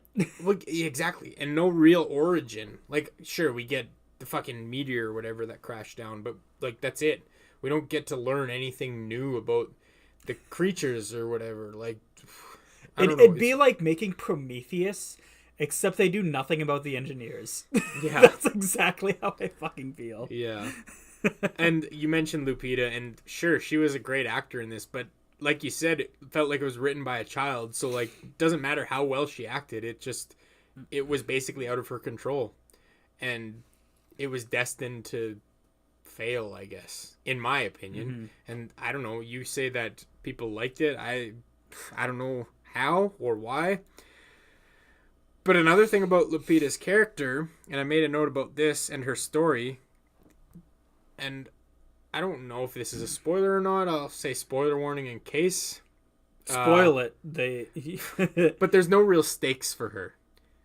Yeah. There's no reason for us to care about what happens to her. All she wants to fucking go and do is visit this place that she's visited. All she wants to do is eat pizza. From this place that meant something as a child. But, like, the only thing, and we learned this right in the beginning, so not much of a spoiler, she has fucking cancer and she's terminally ill. So she's gonna die one way or the other soon. Does it matter that the apocalypse is happening around her? No, She's not really. indifferent, so she just takes her fucking cat, her new boyfriend, and her fentanyl and just goes across New York. Yes, that's another thing. How the fuck does that cat survive so much? I forgot about that. That's the one thing. You do one of two things in movies. You make us kill the cat, I guess. You either kill the cat, which For at this shock point, value. I'm mad that they left it alive so long as a placeholder to not kill off. Yeah. Just to give us tension the entire fucking movie. Just kill it off at that point. Yeah. Or you fake kill it off. It's like you pass out or whatever and the cat's gone. It's like, oh no, this cat can't possibly survive on its own. And all of a sudden, oh, it's good again. It's here. It's on the boat. Yeah. Either way, kill the cat or don't kill the cat. Kill the cat or have it come back in a way where it's not with you the entire fucking movie as a secondary character. Yeah. Yeah. So stupid. I mean, I put it in F tier already. Yeah, good. What did you rank it, just number wise? I think it was like a 4.5. Okay, I put 4 out of 10. Yeah. And for me, the only thing that didn't make it like a 3 or a 2 or even a 1 or whatever, it was A, that Lupita was a decent actor for what she was given, and B, like, the creatures still look really cool. It just that clearly doesn't make the movie for you. Mm-hmm. That's why I didn't rank it lower than a 4. But like that, yeah, bad movie, real bad movie. So we're gonna roll the dice. I'll roll it this time. You rolled it for the one you did last time. Yeah, that's a 2. We improved by 1. Or improved? I don't know. We advanced. We've earned an extra drink. Yeah. Wow, we've been rolling all right. We talked about that. We talked about one movie. I think last time we were rolling that dice, we were hitting some pretty high numbers. Yeah, I think so. That's all right. All right, let's get out of that and talk about the coffee table. I don't think you're going to talk about the coffee table. I'm not going to talk about the coffee table. Okay, fine. I'll talk about the coffee table. Talk about the coffee table. All right, the coffee table. Can you guess what it's about? Is it about a coffee table? Absolutely, it's about a coffee table. Ooh. And it takes no time getting right into it. What a predictable set of events. It was listed as a horror comedy. I'll preface by saying that. I don't know where the comedy comes from. It was not funny in any way. In fact, it was the quite opposite. It was extremely dark and extremely morbid and super depressing. So it's like when people say Wes Anderson movies are comedies and they're just not funny. It didn't try to be funny. Wes Anderson didn't try to be funny. Yeah, you're right. I mean, I don't know why. I genuinely have no idea why it was considered comedy. Like, everything about the movie was so dark and sad, and like effectively like they did a great job of making it sad. But so the subject matter is very dark and sad. There's not a ton going on through a lot of the movie, but the stuff that it does deal with is very heavy, and overall they handled it pretty well. I do think that this would have been better as a short story, or maybe like a long form short story, like maybe like an hour movie instead of an hour and a half or whatever it was. They could have cut it down a little bit, I guess, and it would have been ranked better. But it was more of a drama with real life horror sprinkled in, I guess. Overall, decent movie if you're in the mood to watch something that's pretty depressing and sad, I guess. And they do an effective job with it. I wouldn't rewatch it because it's one of those movies where you know what's happening, you know what's gonna happen. It's not worth rewatching. You're not gonna get anything out of it. But I did enjoy it the first time I watched it. I ranked it B, 7 out of 10. But it was pretty heavy. I mean, you can see the baby's head here I think this was an alternate poster. I couldn't find the actual right poster. That's a cool ass poster though. It is a pretty cool poster. But it does involve a baby. So that's part of why it's pretty heavy. But yeah, B. B for baby. B for baby. B for the coffee table.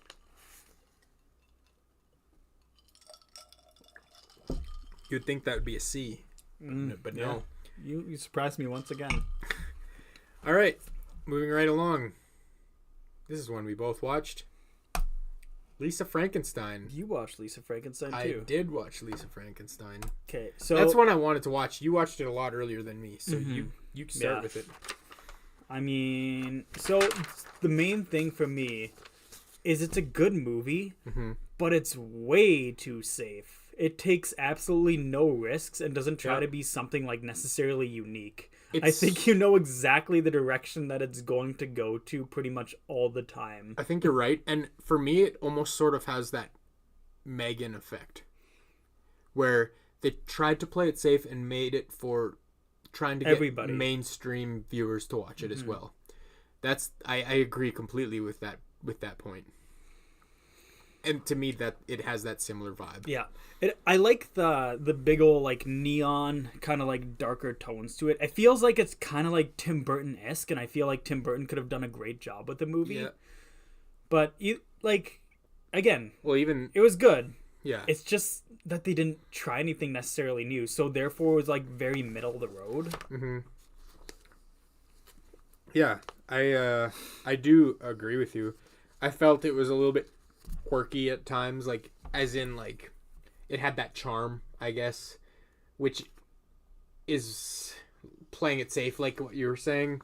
I do think it was a fun watch, but it does kind of put a little bit of a unique approach on the Frankenstein story as a whole. I really enjoyed the soundtrack to this movie. I think that helped its vibe. The soundtrack was good. I think it helped the vibe and the tone for the movie a lot. So I did enjoy that. It kind of had this like alternative indie vibe, the soundtrack that is, which I really enjoyed. And I think it fit Lisa's personality perfectly. It's a very easy movie to watch. Yeah. I'll say that. And it doesn't require you to pay full attention to every detail to try and figure out what's going on. It's something you can put on. You can still like, you know, you can go to the kitchen and grab another drink and you're not going to miss something, you know? Whereas some other movies, you got to pay attention to every minor detail to try and piece it together. And sometimes it is nice to watch those types of movies that are just easy to put on, and, you know, it's a fun watch, but nothing too spectacular. But yeah, that's basically all the points I have to say about it. Like, do you have anything to add about it other than where you're ranking it? Not really. No. Maybe we'll find it the same spot. I'm ranking it B tier. I am too. I said B, 7 out of 10. I said 7 out of 10 as well. Perfect. Yeah. We've had a couple of those. There you go. Full on agree. Just an average movie. Just like Smile 2. But yeah, I think I preferred Smile 2 over this, didn't I? I think so, yeah. Maybe. Smile 2. I mean, you ranked it the same as me. What did I rank it? B plus, 7.5. Yeah, so yeah, just a smidge. Me slightly. Just a smidge. I agree. Interesting. So, moving right along. That was quick. I feel like this next movie is sort of a similar vibe, even though I didn't watch it. Yeah, speaking of Tim Burton, Beetlejuice. Yeah. So this is the one you watched. I really wanted to get to it, but I never got the time. Yeah.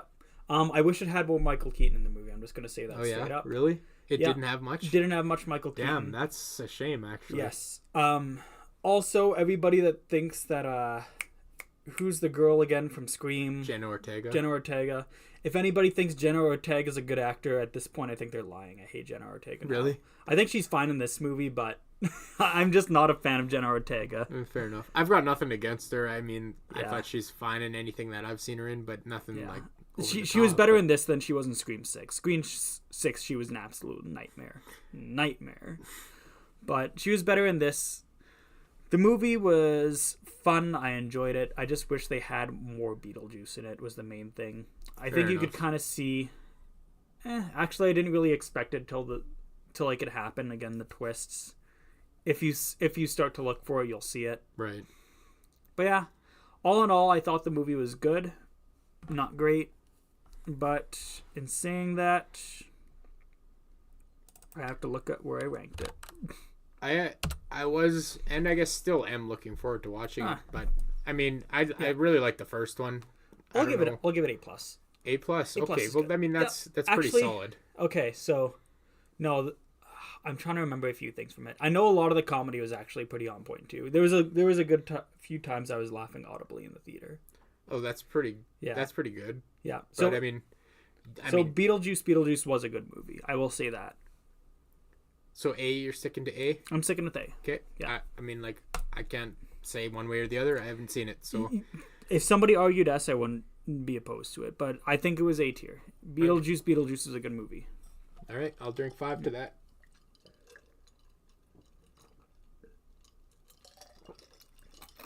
But was it as good as Winnie the Pooh? Winnie the Pooh? I said it again because I'm reading blood. Winnie the Pooh, Blood and Honey. Yeah. I mean, Probably. Clearly it was as good. But yeah, I think it takes a lot of the same notes where it's just like... Is there a lot of callbacks to the original? Because it's been so long from the original to this one, right? I think a good chunk of them. I feel like I'm trying to remember if they do the... What is it? Na na na na na na. Da, na, na, na, na, na. I think they did something similar. Gotcha. Yeah. But I don't know. either way, it hit a lot of the same notes. I think it was honestly funnier than this first one, if I remember correctly. I think I saw them like pretty similar like timelines. Yeah. And in all fairness, it was a few months ago, but I believe I think Beetlejuice was actually funnier. I could be wrong, but Gotcha. I thought it was a great movie. Fair enough. All Great, right. not excellent, but either way, still really good. Really fun. Oh, you can't go wrong with an A-tier movie, so... All right, let's move on to another one of our series that I guess I watched and you watched the first episode of the Creep Tapes.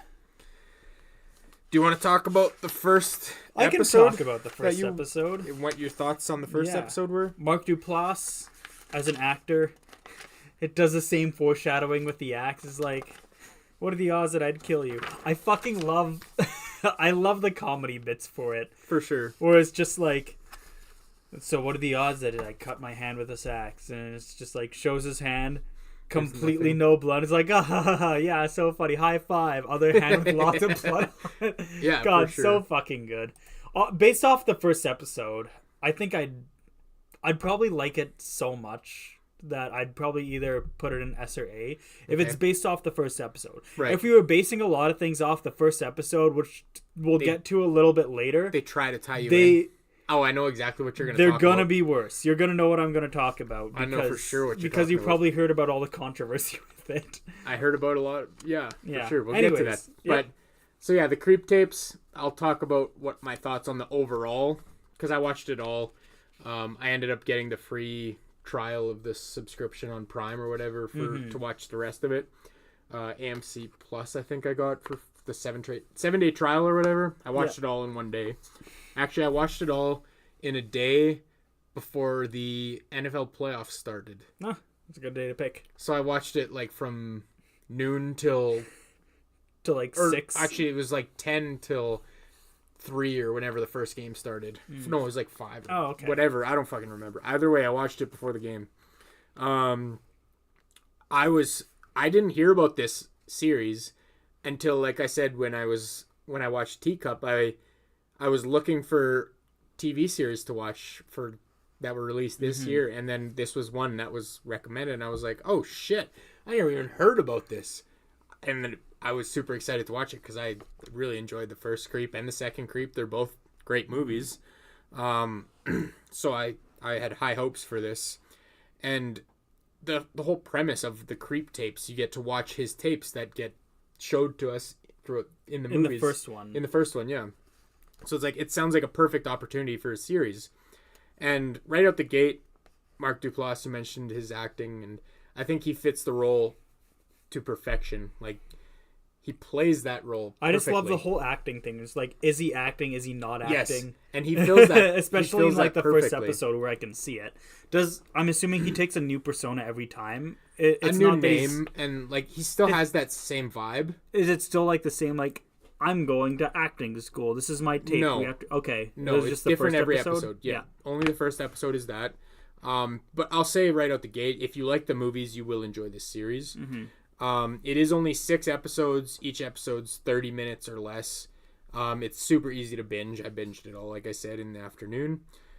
I do believe, and it was I think 6 episodes is the perfect number for this. And I don't think that they should make a second season because it does kind of get tiresome. Like, it still has the same vibe through every episode. And not the same exact setup. Like, he's not in acting school or whatever, trying to make an acting audition tape or whatever. I thought he was. But it has the similar vibe. You know what I mean? Yeah. And so it does almost reach that point of getting tiresome. But I think this miniseries was like a good amount, and it satisfied what I was looking for. But that being said, the format alone makes it tough for it to be like an absolute top-notch series. I did still really enjoy it, but because of the fact that as it went on, I grew less and less into it. Yeah, I ultimately it just kind of dragged. Kind of dragged and almost was like you knew what was coming, you know? Yeah. There was no repetitive. more surprises. Yeah. So that ultimately made me put it in B tier. Okay. And yeah, so B tier as a result of just it didn't give me any more surprises like the first one did, or like the first episode, I mean. And like if you think about it, Creep the movie, like an hour and a half or whatever. Yep. This series is basically like watching what? 6 of them in a row? Yeah. No, like basically it's like watching a 3-hour Creep movie if you binge it. Okay, yeah, I see. So it becomes less enjoyable the further you get. I will say the last 6 more kills.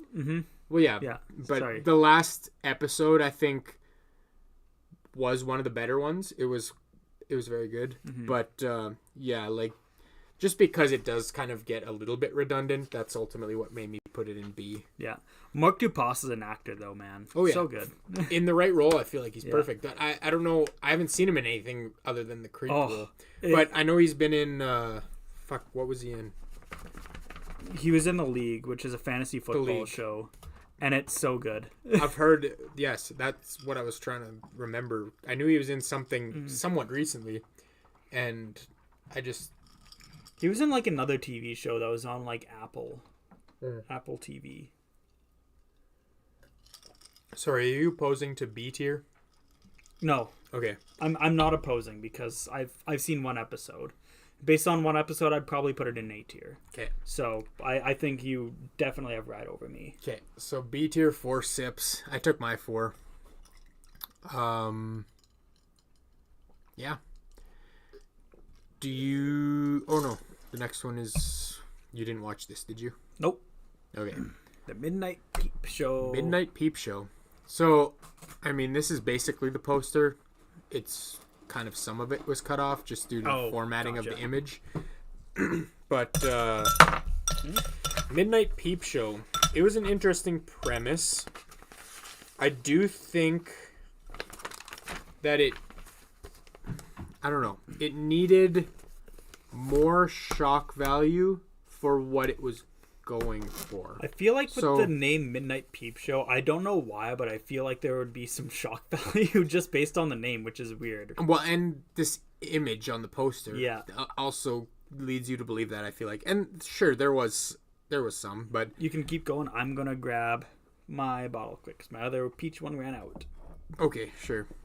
Is it down here? Yep. Oh, okay. It's just around the corner. Oh, gotcha. I'm gonna have to go take a piss pretty soon, but I'll talk about this. So this movie, Midnight Peep Show, it's kind of an anthology film. I guess I would call it an anthology film.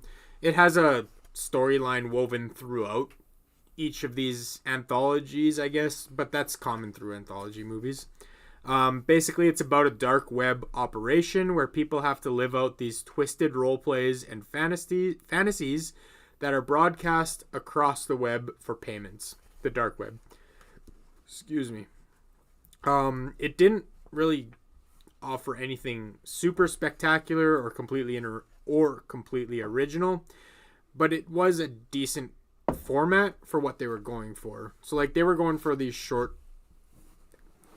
stories, I guess, to provide that shock value. But like I said, they didn't go extremely hard with the shock value, which is sort of what I was expecting and hoping with the description of the movie.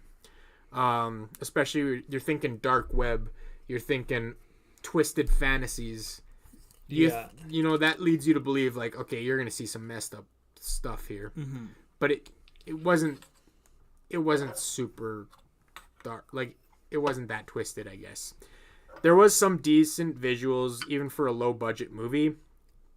But, yes, there was some pretty bad special effects, too, especially near the end. But there was some good tension throughout the movie. It did keep me engaged and intrigued throughout. So for that, I do give it props. But it was a little bit confusing when you try to think about the timeline and what's real and what isn't real. Like, what is a fantasy and what is actually being experienced, you know? But if you just take it for what it is and, you know, just kind of shut your brain off, it was a decent watch. I did ultimately put it in B tier. I think if it did give me more shock value and, like, actually, you know, shocked me, yeah, I could have rated it higher. I do like anthology films if they're done well, but in this case, yeah, like, it was enjoyable, but it wasn't spectacular. So right in the same spot as Creep Tapes. Yeah. Another anthology, technically. I mean, yeah. Yeah. Pretty much. But there's some anthologies that I would rank higher than that for sure. Mm-hmm. I didn't watch the new VHS this year. I did want to try and get to it, but I didn't watch it. VHS is super hit and miss, though. Yeah. I haven't watched a new I think the last one I watched was Viral, which was like VHS 3. Yeah, and I think that was one of the worst ones, wasn't it? Mm-hmm. Yeah. I think so. Anyways, I'm going to go take a piss. Okay. I'll let you talk about this one. I can start with Late Night with the Devil. I know enough about this that it's fine for me to miss. Yeah. We'll just be talking about the same things pretty much. You haven't watched Late Night with the Devil? Not yet. What? I didn't get around to it. Ooh. Tucker's gonna miss out because this is a very good movie. I'm gonna go to my notes here, see what we got. It's one of the earlier films that I've watched in the year. I think it was my first S movie that I watched of the year, so I was kind of waiting for it. I mean, I didn't really watch too much before, but Late Night with the Devil, super engaging from beginning to end, and it was, I'd say, fairly easy to figure out the meaning of the movie. I mean, Late Night with the Devil can also be just take out late night and deal with the devil. Is fairly straightforward. Him basically selling fame and fortune for his soul, or I guess in this case his wife's soul, and the whole occultic thing, I think, makes for a really unique storyline. It's easy to figure out that part. I also really like the the supernatural and them trying to like disprove it all the time. There's this guy, and the funny thing is, you see the first guy's like, "Oh, I'm getting a reading from you over here," and he's like mispronouncing names and everything like that. So oh, welcome back. Hey. So I was just talking about like one of the parts in the movie where they don't really do it a whole lot, but there's a guy who's a skeptic. Mm-hmm. I guess it actually is done quite a bit, but I feel like it's done really well. Where there's a guy who used to be a magician, but now he's just a skeptic and like, oh yeah, devil doesn't exist and all this and that.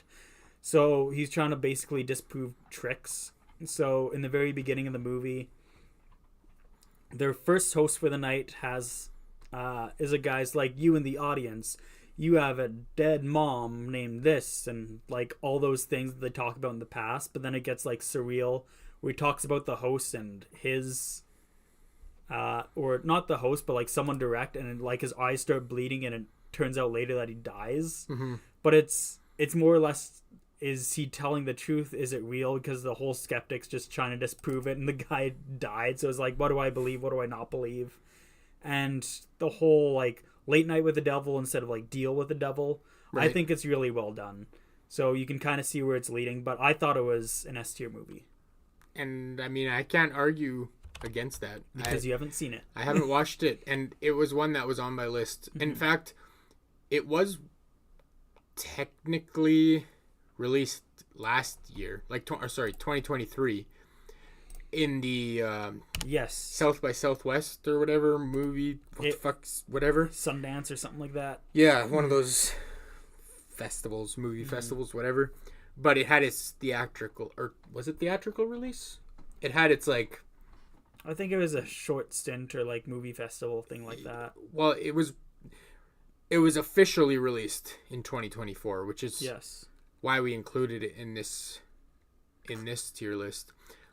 I don't remember. We include it when we get a chance to watch it. Yeah, and we didn't watch it in 2023, did we? We couldn't watch it in 2023 because I don't think it was released digitally or in Canada. So, yeah, but if you go on to Plex, it's dated as 2023. Yeah. But it's because that's technically when it was released, but to the general audience, it was a 2024 movie. Mm-hmm. But anyways, that's 6 sips. It is 6 sips, yes.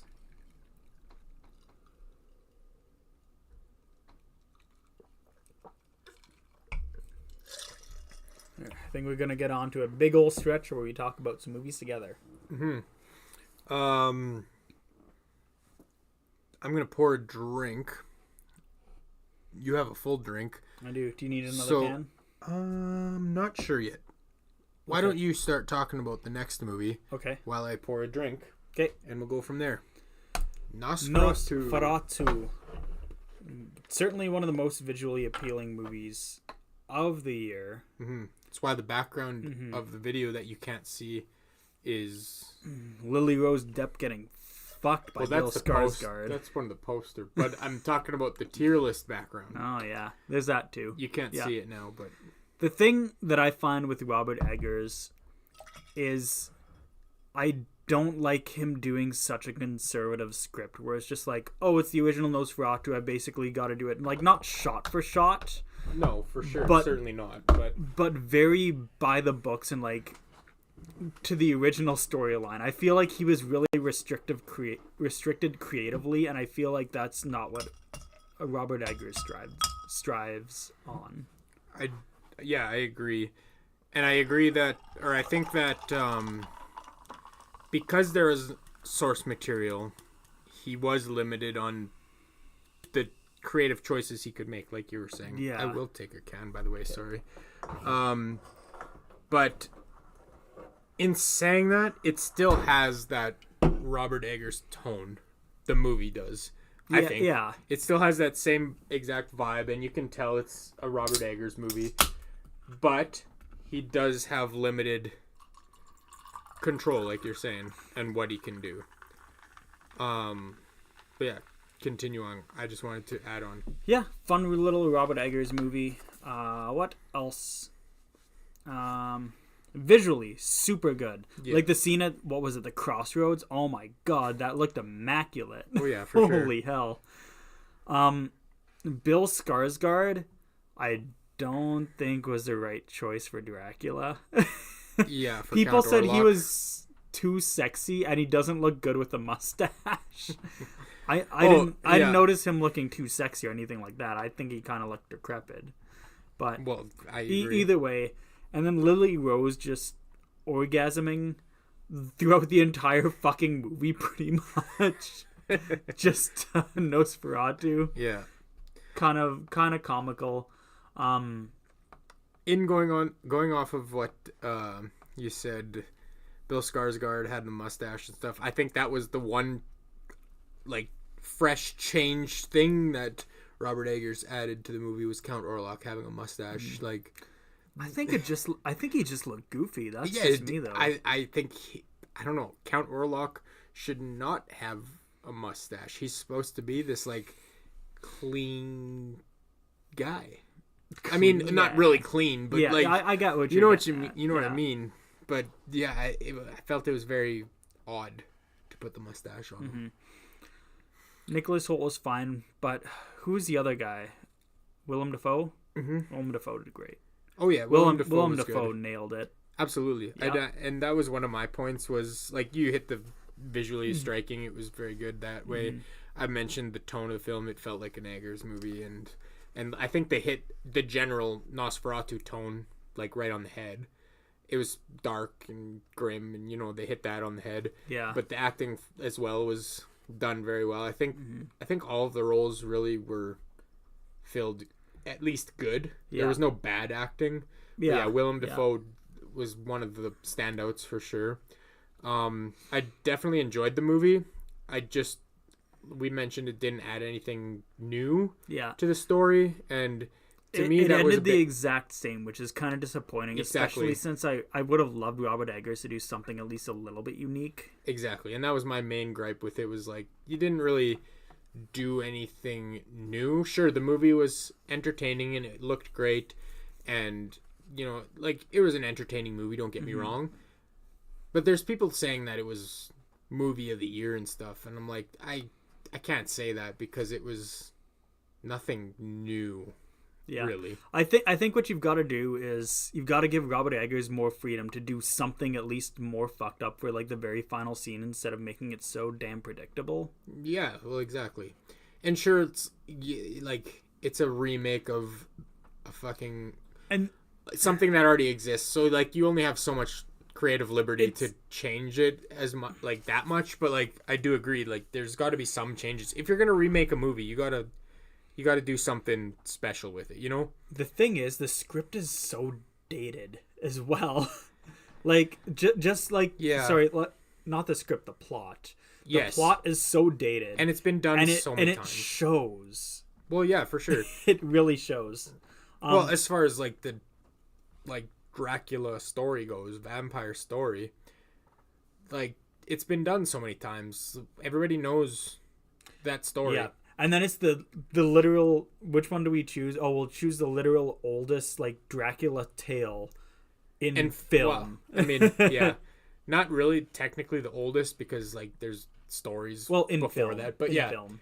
I mean Yeah. Nosferatu, the original, was created because they couldn't call it Dracula, and so they named him Count Orlok and whatever. Yeah. But like, And then they it's named still- it Nosferatu, and then it was too close anyways, and they got sued for all the movie didn't make, all the money the movie didn't make. Yeah, and like, yeah, so like it's, I don't know, the Nosferatu story already is based off of something else, and then the fact that you're recreating that, it just, if you're just recreating it for the sake of recreating it, like, it's not going to be that great.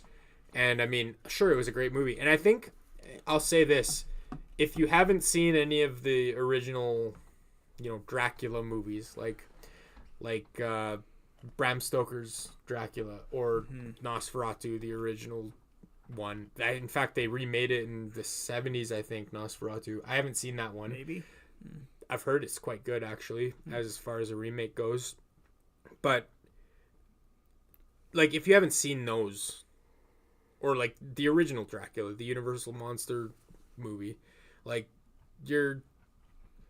this is a good one to watch. It's visually very good. It's modern, so like visually it looks fantastic. Yeah. So you got that bonus on top of the story if it's like an introductory vampire movie. Yeah, yeah. So it's a good one to watch. I guess it's a good one for a general audience. Excuse me, a general audience that hasn't seen enough source material, if that makes sense. Yeah. But as far as my rating goes, like, it was still a good movie. I'm almost making it sound like I'm shitting on it. Yeah, but yeah. like, No, we kind of are. we're shitting on it for, I think, valid reasons. Yeah, because like realistically, this should be an S tier movie, but in my opinion, it's an A tier movie. Okay, I put B plus. Okay.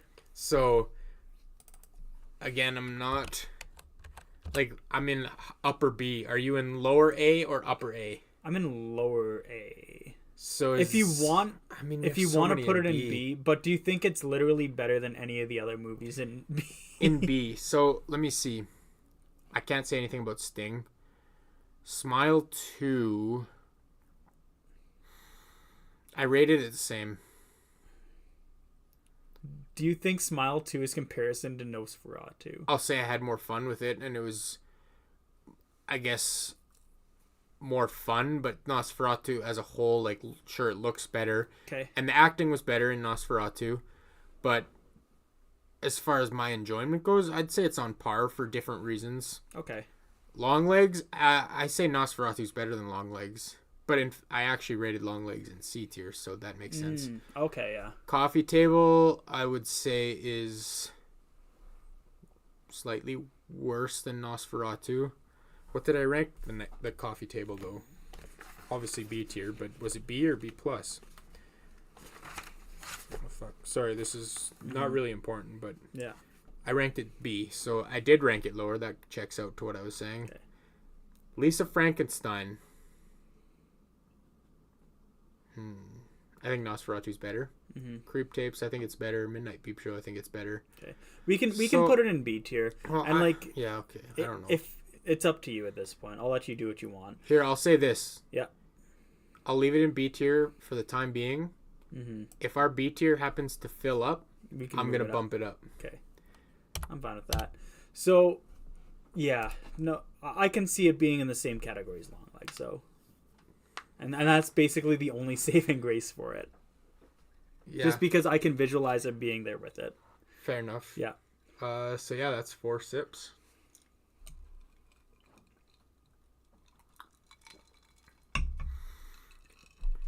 All right. Pretty sure I've not forgotten, but every time you basically had to remind me to take sips. Like, I'm pretty sure at least 2/3 of the time. Oh, yeah. I'm trying to be on top of it. All right. This is another one. One of the earlier ones we watched together. Yeah, we did watch this one together. Maxine. In fact, we watched this before it was... We didn't watch it in theaters. We watched it before it was digitally released, though. Technically. Maybe. We're not lawbreakers. Nope. Okay. We're law-abiding citizens. I'll start, I guess. I guess you started with Nosferatu. Yeah. All right. While you find it in your list. Maxine. I think we might disagree on this movie a little bit. Not extremely, but I suspect you ranked it better than me. By a tier. So I think it was good. I was entertained the entire time, but I definitely don't think it lives up to X or Pearl.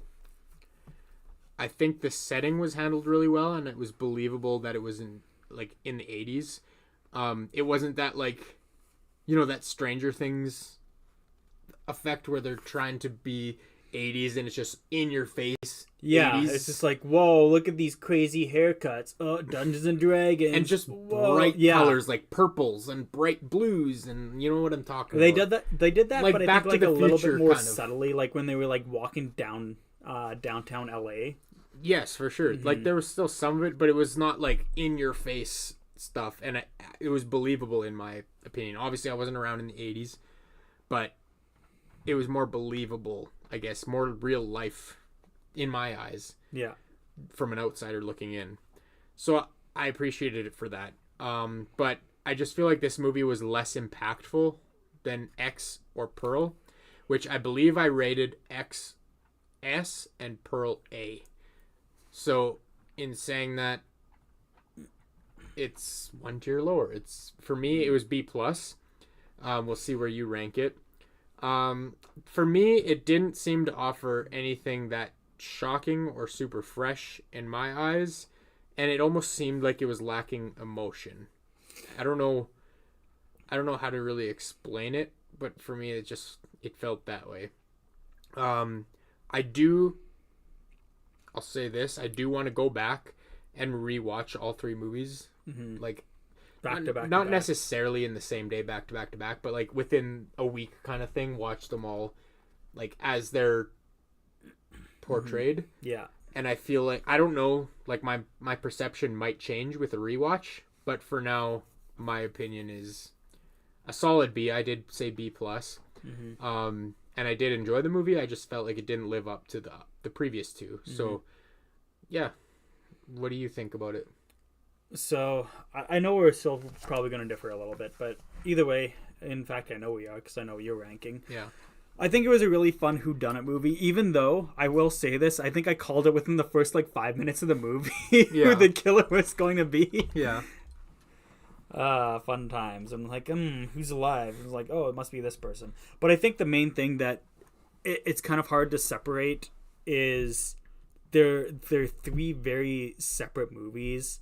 Like, Maxine is pretty much like how do you call it? It's not a full on slasher. It's more or less like a mystery like almost giallo in a way. Oh, for sure, it had that. Yeah, it had the inspiration from it for sure. Like a mystery giallo in comparison to Pearl, where it's just straight up like a character piece, psychological kind of. Absolutely. From a slasher. So like all three of those movies are like straight up different genres. Absolutely. And it's so hard to like compare them to each other when they're three different types of horror movies. I get that. I think it was honestly one of my favorite. I know people were super high on Pearl, and I get it. I know that Pearl is the better movie, but I didn't like Pearl more than Maxine, which is really weird to say. Yeah, no, it's all subjective. And like subjectively, I did put it in like the bottom of S tier. Like I put it like a flat 9. Okay. Yeah. I thought it was a good movie. I had a lot of fun with it. I love the setting. The kills were pretty damn good. Somebody getting squished in a car was fucking fun as shit. Yeah, that was a good one. Yeah. I didn't have too many notes, but I remember loving it. I thought Maxine was a great movie. I'm putting it in bottom of S. Obviously, we're just gonna put it in A, because I put it in top of B. That's a perfect split, I guess. You put it in the top of B? Oh yeah. Yeah. But yeah, I don't know. Just like I said, I would like to rewatch it, but for some reason, it just didn't hit me as hard as the previous.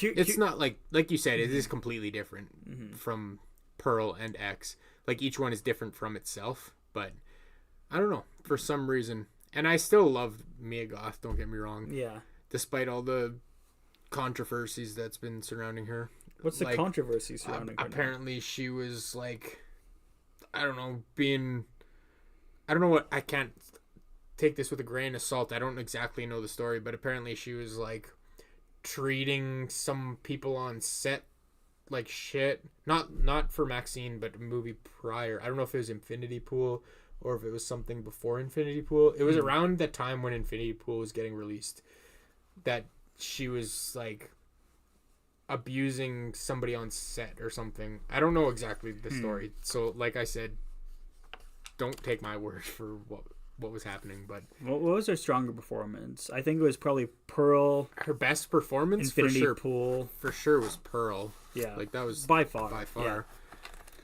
But as far Pearl as her Infinity acting, Pool X or Pearl Infinity Pool Maxine X, maybe. Yeah, I don't know. X, I really liked her in X too. I don't know. I would have to do a bit of research for that to come up with that, but I think for sure Pearl was her best performance. But anyways, we watched more than one movie together this year, didn't we? Well, we've already watched at least 3. Oh, together. What have we watched so far on this list together? Terrifier 3, Maxine. Did we watch Terrifier 3 together? Oh, yeah. Oh, yeah, we did. We watched it in the theater together. Okay, yeah. Smile 2 we watched. Mm-hmm. Maxine we watched. Maxine, that was the second one I said. That's 3. And the Platform 2. I was looking on the list. We watched Quiet Place Day 1 together. Oh, yeah. This is the 4th at least. No, this is the 5th now. Sorry. Either way, I had to segue it. Yeah, no, fair enough. The Platform 2. I started Maxine, so you start this one. I feel like we're going to have a similar rating. I guess it's just how much we interpreted it. I wouldn't think I really rated it. I think, so the main differences between this one and the last one is this one... let's drink for Maxine. Oh, good call, 5. yeah. Sorry to interrupt.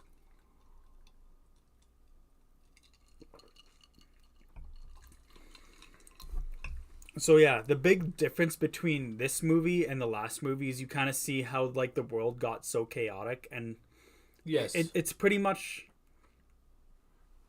a way where authority meets, what do you call it? Survival? Yeah, just authority and survival, and like kind of religion over survival. So like, for example, the one big thing with this one is even the people who try to do good get punished. So like, for example, she went down when she wasn't supposed to try to protect people or whatever, or something along those lines. Yeah, and she ended up getting her hand chopped off. I think that's kind of fucked up. Well, it's because you're supposed to. Yeah, for some reason it was only 4 levels. Yeah, it's pretty much absolute fear in religion. Yeah, and there's like the anointed one and stuff that they, for some reason, he was anointed. Yeah, it's the weird thing with absolute fear in religion, and I feel like that's an interesting theme. Absolutely, yeah. So I think that's one thing that it does kind of neat and better, and it's a lead up to the last one, and sees how kind of not like chaotic feral people get on like the lower floors and how. Well, for sure, you understand like this kind of. If you didn't get it from the first one, which I think it's pretty easy to understand. Obviously. But like this one puts it into, it makes it clear cut and dry. Like, okay, there was a system. It was supposed to be you order your meal, you eat your meal. You don't eat anybody else's meal. But like it's got to go down each level, and of course people are going to be greedy and take more than what they ordered. And so by the time it gets to the lowest levels, nobody gets their meal. And I mean, obviously, that's going to happen. That's like human nature in a sense. Yeah. If you're feeling hungry, you're going to eat. You're going to eat. You're going to keep eating. Especially when you're imprisoned. It's like, oh, I'm in here. I got to survive. I got to do what I need to do to get by. Even though you can survive on a meal a day, obviously. But it's just like, yeah, the shitty people in the world. And sure, there's some people there that are, like you said, trying to create order and make sure that people only like they follow the law. They call it the law in the movie. But then they're still getting punished, and like there is weird aspects like that. It's basically a weird thing saying like how religion corrupts. Yeah, for sure. And I will say I was fully on board with this movie until like the final 15 or 20 minutes. And then like I'm just lost. Well, yeah, I was enjoying the movie. It does some sort of like weird ass space scene where you're just fucking. There's no gravity. Like why? And yeah, when I was fully enjoying the movie, it was making perfect sense. And all of a sudden, anti-gravity cheat code was entered. And... Anti-gravity, and there's just a fucking kid on board. And I don't know why she. Go ahead. I don't know why she figured out how to breathe. I don't know, but also like they kept showing that. Like, I don't know if it was a flashback or whatever to all those kids playing on that hill or and then I think we were just too so like this is our thoughts. I think we thought Platform 2 is gonna be worse. So we watched Smile first because we'd be drunk by the time we reached Platform 2. Yes. That's true. So we watched Platform 2, and then I think she was slowly going on about her story and like the things that happened to her in life and what brings her there today. And I think we either talked or didn't listen through it. But I think I don't think those kids had anything to do with it. I don't think the kids had anything to do with it. But I think she said her background, and I think we just missed it. Maybe. I'm pretty But sure. also like in the first platform, there was that the girl's daughter that they were trying, like, I forget her name, but she was trying to get to her daughter, and her daughter wasn't she in the lower platform or yeah, lower she was level on like or the whatever? bottom platform, and then And- she was left there, and it was like, And this is basically, this is the message. yeah, and that clearly had something to do with what was going on in this one. And then it was the same guy at the end or something like that. Like, Yeah, fuck, I don't remember his name, but he was in like the original platform, and for some reason she goes up and like, it's like she knows him. Is it her husband or something? I don't fucking. that's what it seemed like, right? That's the problem. Is there's too many questions at the end, and not questions that make you think and appreciate it. Like, they don't leave it open ended to make you try and piece it together. It's just like it's questions like, why would you do that? Why did you turn off gravity all of a sudden?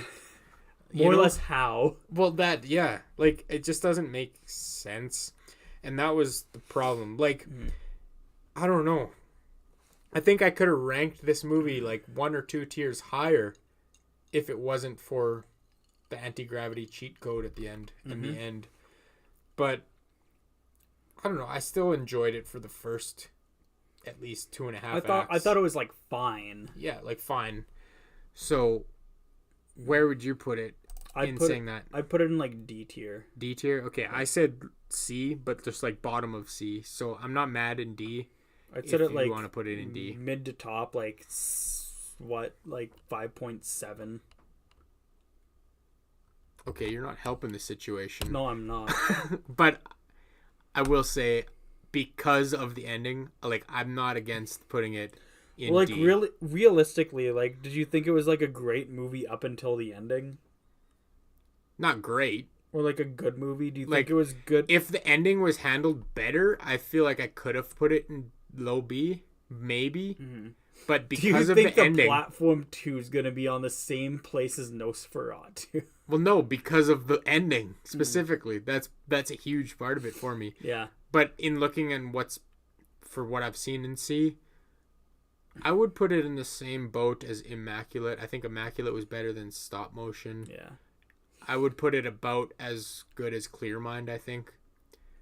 I would put it above Teacup, that's for sure. I would not put it above Tarot. Tarot, I would much rather watch Tarot than I'd watch the Platform 2. I mean, fair enough. If I watched Tarot again, I'd actually have fun with it. Whereas the Platform 2, I'd just be like, oh, okay, this is kind of dumb. Yeah, fair enough. And like I said, I'm not mad putting it in D because the ending completely ruined it. But like, it's like if D's like the very cusp of like, I would watch it again. Like, I think that's like C. watch it again if like, well, like, so like somebody suggests it for like a movie night. Oh. And I'm like, yeah, sure, we'll watch Smile. I mean, if we were rewatching, because we normally do 2 movies. Yeah. Let's say we're watching the Platform 2. That was something somebody wanted to watch, and then at the same time they're like, and I also want to watch A Quiet Place Day 1. Are you going to that movie night if you're not hosting? Okay, sure, you're gonna go hang out with people. I'm gonna go because I want to hang out. You want to hang out with people, and it's fun to make fun of things. But like, as far as how much you want to watch those movies, I feel like you don't give a shit. Yeah, I just want to throw up. Yeah, and that's what I mean. Like, But if somebody's saying like, yeah, But if we're gonna watch Tarot, I'd be like, yeah, I'd probably go. exactly, that's C tier, and that's the same way as I feel is like Immaculate. But here, so that's how I feel about the Platform 2. If someone's like, I'll watch the Platform 2 and another movie. If it's a movie that I think is complete dog shit, I'm like, okay, it's not a great time. But if it's the Platform and Immaculate, where I ranked it C, I'm like, okay, those are both movies that I watched and I got some enjoyment out of. Mm-hmm. So, yeah, I'm down for that. But it's not movies that I would ever watch on my own again. You know what I mean? Mm-hmm. So that's why I think it's kind of on the same playing field as Immaculate. But, like I said, I'm not mad that it's in D tier. So, enough about the Platform 2. let's get into some other movies. Let's get into some other movies. We got a couple more that we both watched. Yeah, some fun ones. For now. Alien Romulus. Oh, boy. Alien Romulus. I think I've got actually a good chunk written about this. I got some written about this too on the first page.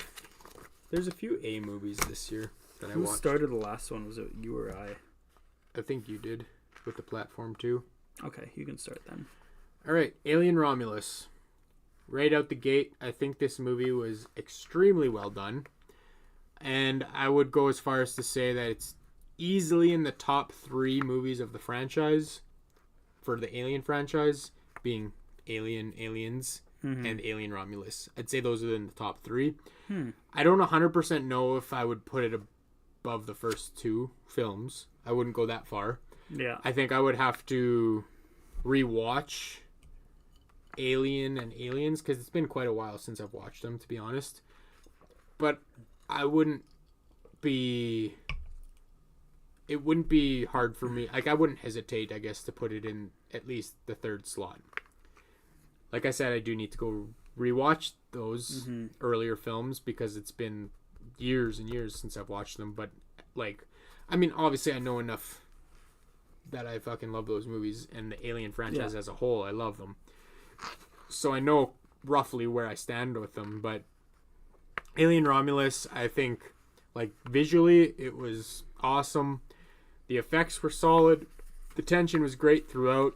Like, it felt like it belonged in the Alien franchise, which I think says a lot. I know there's definitely some installments that I feel like shouldn't be a part of the Alien franchise. But this movie definitely deserved to be in there. I had a hell of a good time. In fact, this is the most recent movie I watched, which I just watched it last night. But it kind of reignited my love for the franchise and made me want to go and rewatch the franchise, I guess. Which says a lot because I don't often rewatch a lot of movies.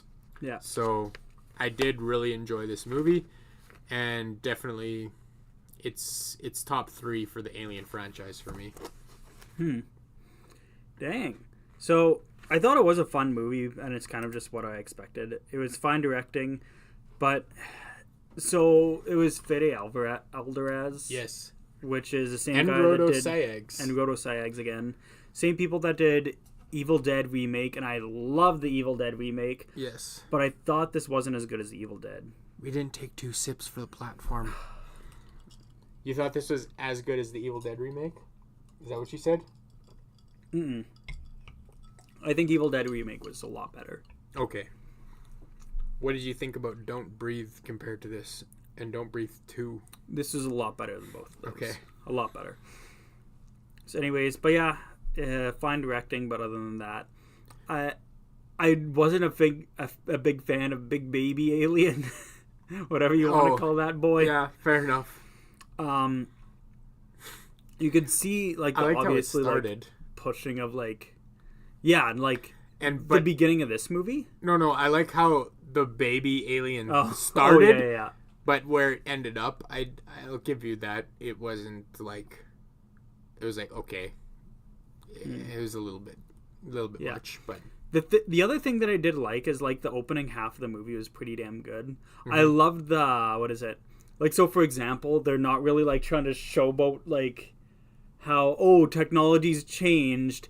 We have these big old 3D lights all around the room that you can expand with your hands or whatever. They just have like shitty computers, and that's exactly what happened in Alien and Aliens. Yeah. Because they didn't know how things would look back in the 80s. Yeah. Back in 40 years and how extensive that would look. Yeah. So it's kind of neat that they went back to that, and I thought that was a good choice. Yeah, I agree with that. There's very big like racism allegories with the AI being black. Like so big where the guy just like openly hates him and wants to beat his ass whenever he sees him. Yeah, I get that. I didn't really think that like when I was watching. I definitely understand it for sure. That was definitely like intentional. But it was for sure it was meant that way. and that's I think what they were going for. That's what But- they were going for. But Yeah. also, I feel like it was a decent excuse to push that message as the simulated humans, because you're not a real human. Like, Yeah. why should I treat you as a real human? And of course, it's allegory for like racism and like segregation and shit. Yeah. I get that, but I think it's a reasonable approach, I guess, is what I'm getting at. Yeah. My final comment is I don't think that was a great final girl in comparison to all the other Alien movies. Yeah, you're right about that. So, like, for example, we've got Ellen Ripley, obviously, in like basically all the movies. You could even argue the girl from Alien versus Predator, the two girls from Alien, Alien Covenant and Prometheus, I think were better. So I think this is honestly the worst final girl of the franchise, which we don't really see from Alien a lot. For a female protagonist to just kind of be bad. You're not wrong in saying that. I do think, like, I don't know. I guess in the way I was watching it, I wasn't really thinking of the final girl, even though that is definitely a prevalent thing in the Alien franchise. But I don't know. I guess you don't always need a final girl. And I don't know if they were trying. Well, no, they were certainly trying to write it off as the final girl. She was the final girl. But yeah, no, you're right in saying that. I don't disagree with that. Anyways. But where do you think you'd rank this? Even though I talked a lot of negatives about it, I still think it's a good Alien movie. I'd still put it in an A. You'd put it in an A. I ranked it in S tier. Okay. I put it as, just 9 out of 10. But I put it at 8.5, but if you want to move it somewhere, I'm completely fine with putting it in S tier. It was a good movie, I'll say that. all right, I'll put it in S tier then. This could be. We'll make it even now. We'll even it out. Yeah. I'm surprised you liked it so much. I'll take my 6 and then. Yeah, no, I'll take my 6 as well. No, yeah, I thoroughly enjoyed it. Like, I love a good chunk of the Alien movies. Like, so for example, Prometheus and Alien Covenant, I loved a lot more than this. Yeah, that surprises me. I don't know why, but I was just a big fan of those movies. And Maybe it was the time you watched it. And... I think it was timing. I think it's because, like, I wasn't super big into the Alien franchises. Like, I think I saw Alien and then Prometheus, then Covenant in that order. Or maybe I saw Aliens in between that somewhere, but...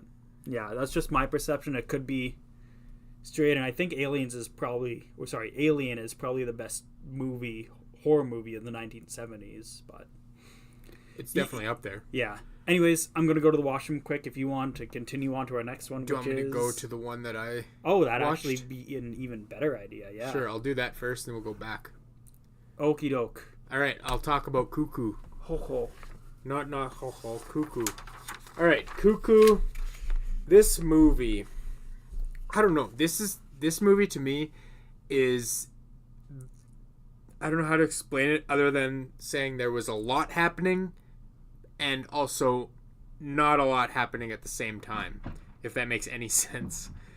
Like, there was quite a bit happening and it was pretty good. It was a pretty good time all in all. Like, I was entertained throughout, but it also feels like it wasn't progressing in an effective way at all. The plot line felt like it was progressing, but it didn't make a lot of sense, so it just kind of felt like it was missing something. I don't know if I'm just dumb and I missed it, but I just didn't really fully grasp what was going on, even though I was entertained and I did like some of the effects that they were doing, like the way a cuckoo clock works, like, you know, how it every hour on the hour cuckoos, and they use that pretty in a unique way, and I like that they tried to do something different, and that was probably my favorite part of the movie, was the unique approach. But like, ultimately it was just missing something, like I said. It was a half decent movie, but nothing nothing too crazy. But it kind of just ended up as a C tier movie. I did say C plus. I put it 6.5 out of 10. But it was, like I said, just missing something. And I know I watched some people's rankings of this movie, or rankings of 2024, and this movie was ranked as like one of their favorite movies. There's like some people said it was one of their favorite movies of the year, and I just didn't feel the same way at all. I feel like the acting was fine. There wasn't anything super original to it, but I guess the way they approached it was unique, but the subject matter wasn't unique. And there was a lot of tropes, nothing super original, and it was, I guess it was just okay for me. Somebody else might like it more. I think I don't know if I wasn't the target audience or what, but I still enjoyed it for what it was worth, I guess. But yeah, it was just missing something. And so I gave it 6.5 out of 10. And I'm going to take my 3 sips. And as soon as Alex is back, I also need to go take a piss. And I'm going to tell him to take 3 sips. And then start talking about another movie. I don't know if anybody's watching at this point. But if you are, let us know. And I was just telling them that I need to also piss. Oh. But I did rank Cuckoo as a C tier movie. 3 sips. It wasn't as good as people were saying. A lot of people... Were you listening? No. Oh. I could not hear. Oh, okay. Well, here. You talk about something. Either go back to this and start your thoughts, or go to something else. I can't go to Uzumaki in good faith. You've seen The First Omen? I have. Go to Angel Hair. I can't go to Angel Hair. Okay. I'm gonna go to Uzumaki because I think you know exactly where it's gonna go, and I'll fill you in. So Uzumaki. Well. Yes, I will.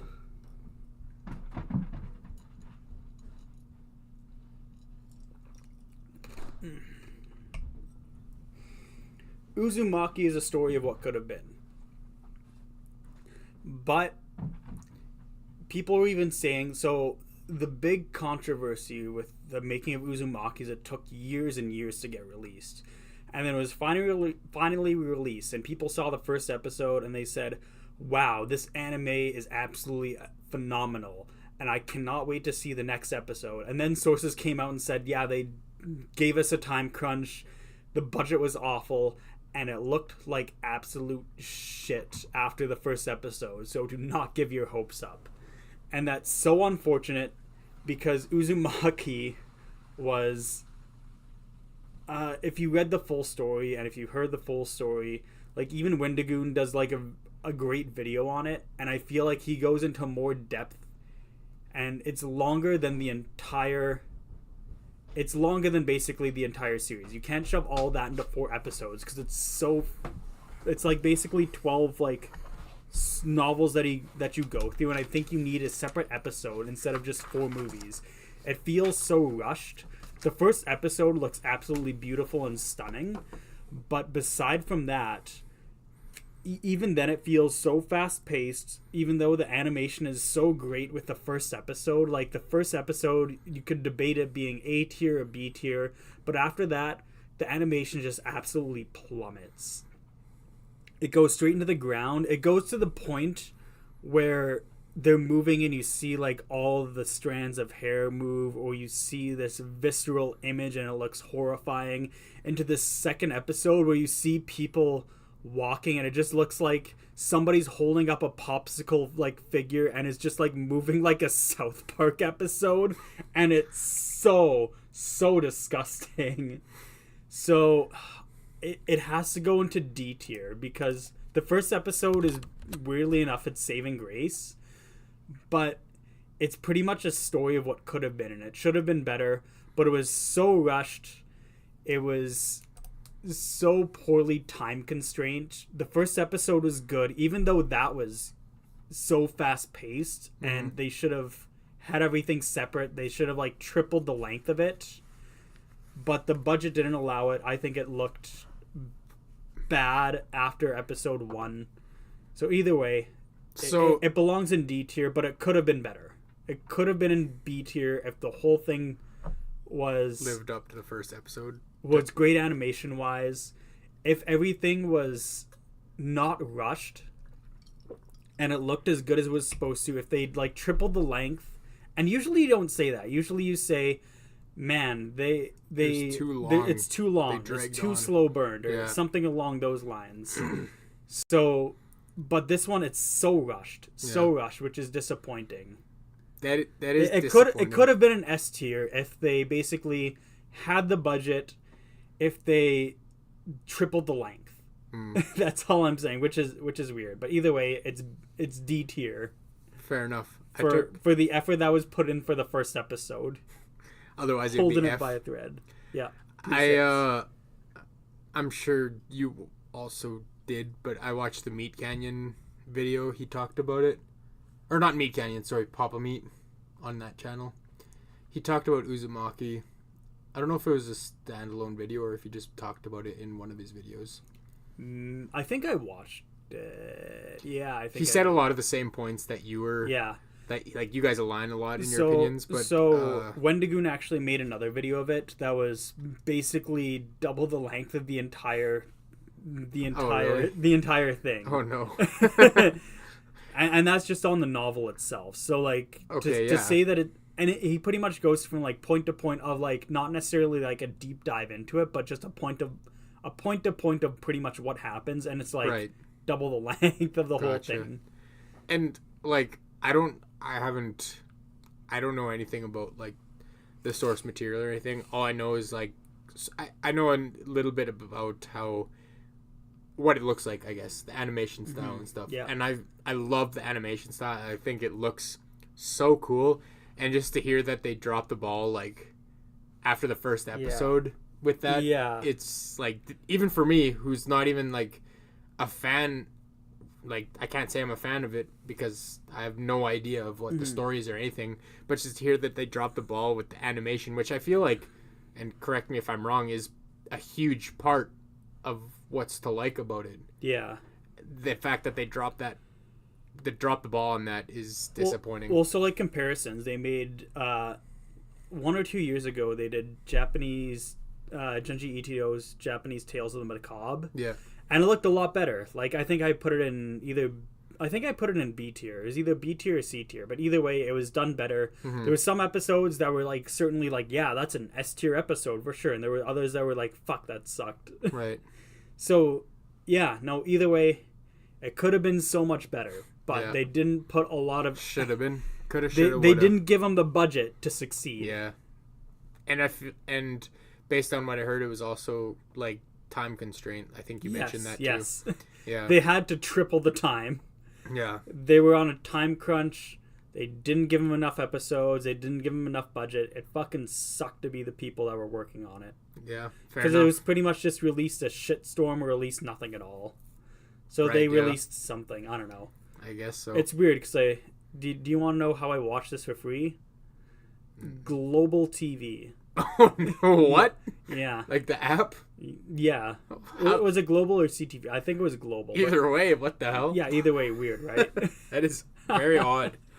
Okay, well, yeah. I guess that says what you need to. That says a lot, I guess. Yeah.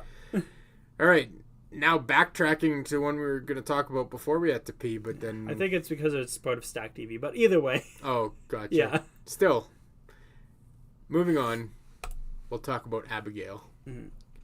So you talked about Uzumaki. I guess I'll start with Abigail. So I went into Abigail. Again, this was another one I went in completely blind, not knowing anything other than looking at the poster. I heard people kind of talking about it. It was one that people were excited to go and watch, but I never heard anything about it. I had no idea what the plot was. Nothing. And it completely surprised me. I don't really know what I expected, but it wasn't what I got. In a good way. I thought this was another one that sort of gave me Megan vibes. Just because it's like well, it's like a little girl dancing, and like, I don't know, Megan has a similar vibe, but this one wasn't as, like you said, what was it that kind of held back a bit?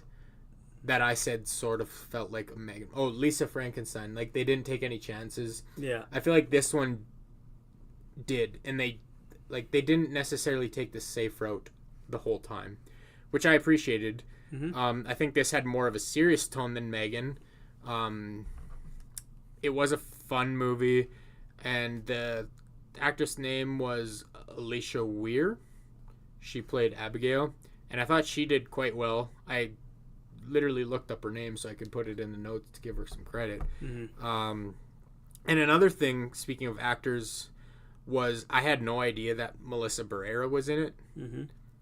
And that was kind of a nice surprise, considering like her whole fallout with Scream 7. Yeah. And how she got like kicked off of it, and I thought like maybe with Radio Silence things would not be good or whatever. Radio Silence, but she worked on Radio Silence again as with this movie directed by them. Yeah, so it was nice to see that, and I was like, oh, that's a pleasant surprise. And I thought she was good in it, like nothing over the top, like it wasn't an Oscar worthy acting performance, but it was good.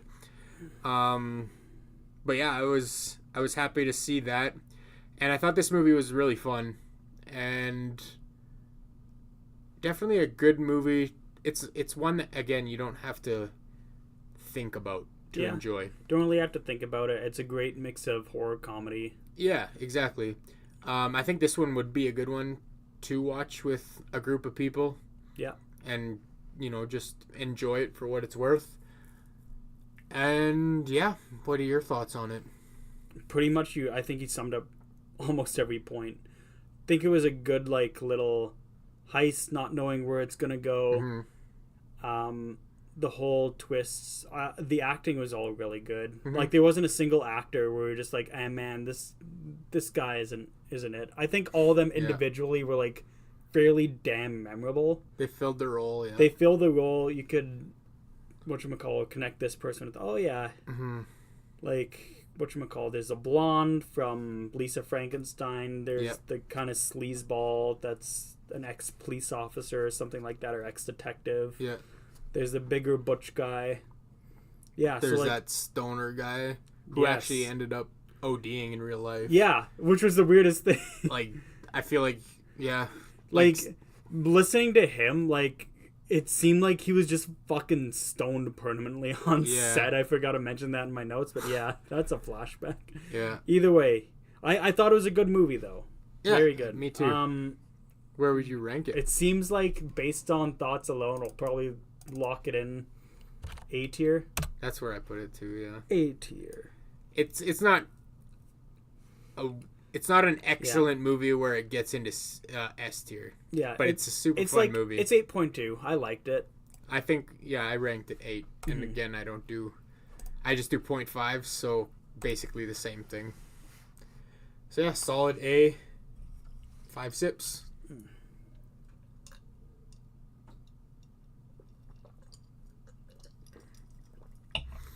All right, what do we got next? Another one we both watched, but you forgot you watched it when you sent me your list. Yes. Have watched. Is it because it's forgettable? Heretic. No, I watched it kind of recently. Okay. I'll let you start because I started with Abigail. Sure.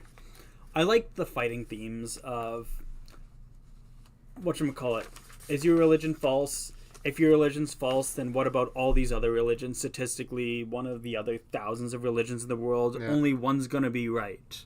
So I like kind of those themes, and for it to test the main characters on what to believe and why they believe it.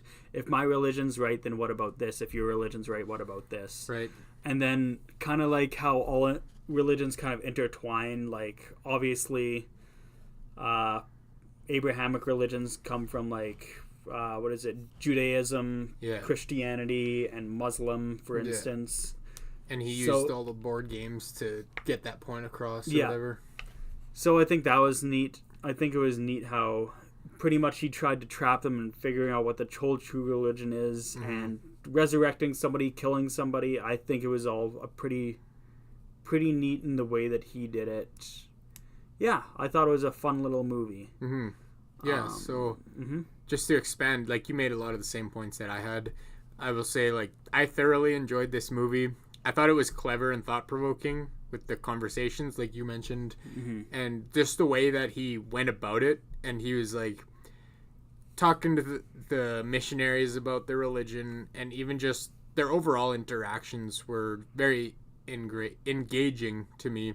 And, like, even just little things where, like, oh, he's talking about his wife baking a blueberry pie, and or he asked them what flavor it might be, and she's like, oh, it smells like blueberry pie. And then later on when he leaves, they turn it around. The candle. It's the candle. And it's, like, also, like, the blind trust they put into people as well. Yes. Like, especially, like, religions and, I guess, more or less, like, vulnerable religions such as, like, Jehovah's Witnesses and, like, wanting to go door to door, being super friendly with people. Mm-hmm. And, yeah, just to go off on that, like, I appreciated the little, I guess, clues and hints, and all of that was intentional. Like, the candle, blueberry candle, like, that was clearly intentional, and he knew what he was doing. Oh, yeah. And I appreciated that approach, and I liked how they did that and planted those little things, and they just continued to build on the tension, and I think it worked really well. And I noticed a little bit of those clues throughout, but I didn't notice all of them. So, like, closer to the end when they started revealing some of those, I was like, oh, cool. Yeah, I didn't catch that one. I noticed that one, but I didn't catch that one. So it was I appreciated that. And I didn't exactly know where it was going right from the beginning. So that was another thing that I enjoyed. Once it got to where it was going, I was like, okay, it makes sense. It's a little bit far-fetched, but the thing is, it's one of those things where it doesn't, like, necessarily, like, have to have, like, following clues to get there. I mean, it did, but it's so hard to read in between the lines. Exactly. Like, you don't really expect it, but when you rewatch it, it's like, oh yeah, of course, yeah, I can see everything. Exactly. And it wasn't like a huge reveal or anything, but you can see how they got there, and I still liked the way that it all came together. And overall, it was certainly one of my favorite movies of the year. I'll say that. Okay. So I guess that means that I'm putting it, for myself, an S tier movie. I put it in an A tier. A tier? Yeah. Whereabouts in A? Like, I ranked Bottom of A. I ranked it 9 out of 10. So I put mine 8 out of 10. Okay. So let's compare out of these ones. Let's look at A tier. Where would for the ones that you watched, would you put it above or below Maxine? I put it below Maxine. And Abigail? Below Abigail, below Beetlejuice. That's just me, though. Okay. So I'd put it above Abigail for sure. That's the one I watched. You put it above Abigail, above and Maxine. above Maxine for sure. Yeah. Definitely above all. I'd put it above all of A tier. I think I would put it lower than Romulus. Definitely lower. Or I'd put it above Strange Darling. Yeah. I think I bumped that up for you. I'd put it lower than The Substance, and lower than What We Do in the Shadows. And Terrifier 3, I'd put it slightly above. You put it above Terrifier 3. Yeah, that's right. Just slightly though. Like, those two are almost neck and neck, but there's just like little things that bumps Heretic above Terrifier 3 for me.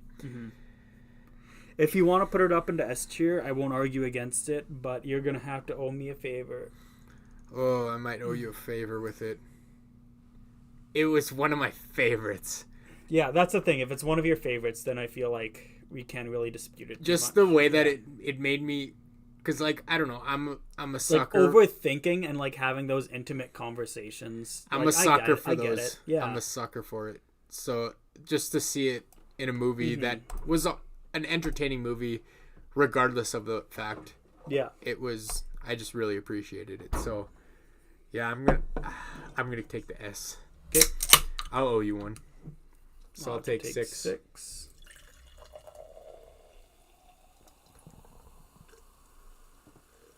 I don't know why I expected these Okanagans to be like the color that they are on the can. Yeah, not at all. That's like most seltzers or ciders, to be honest. Like, look at this. Yeah, it just looks like water. Cider drink. There it is. Okanagan, Canadian made, like us. Clear. Little bit of a yellow tint. Slightly. Sorry, just making a drink here. Oh yeah. Go ahead. Oh, I should have just put some of my fucking mix in there. There is some cans in there, but those are not cold. I mean they're probably cold because of the ice. Now, at this point, you're probably right. They were warm when I brought the cooler down. I won't need a can from you, for the record. Nice.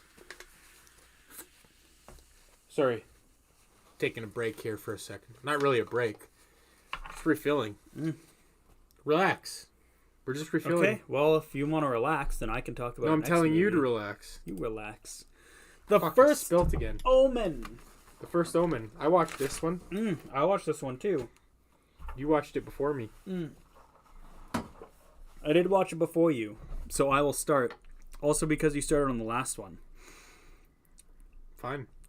The first Omen, I know how you say like the church theme's overdone, and I feel like yes, that is the case, but sometimes you just have to do it like tastefully enough, and it does work. And I feel like this is one of the few that that it does work with. This movie reminds me a lot of the Suspiria remake, where it's so damn slow burnt, but it works so well.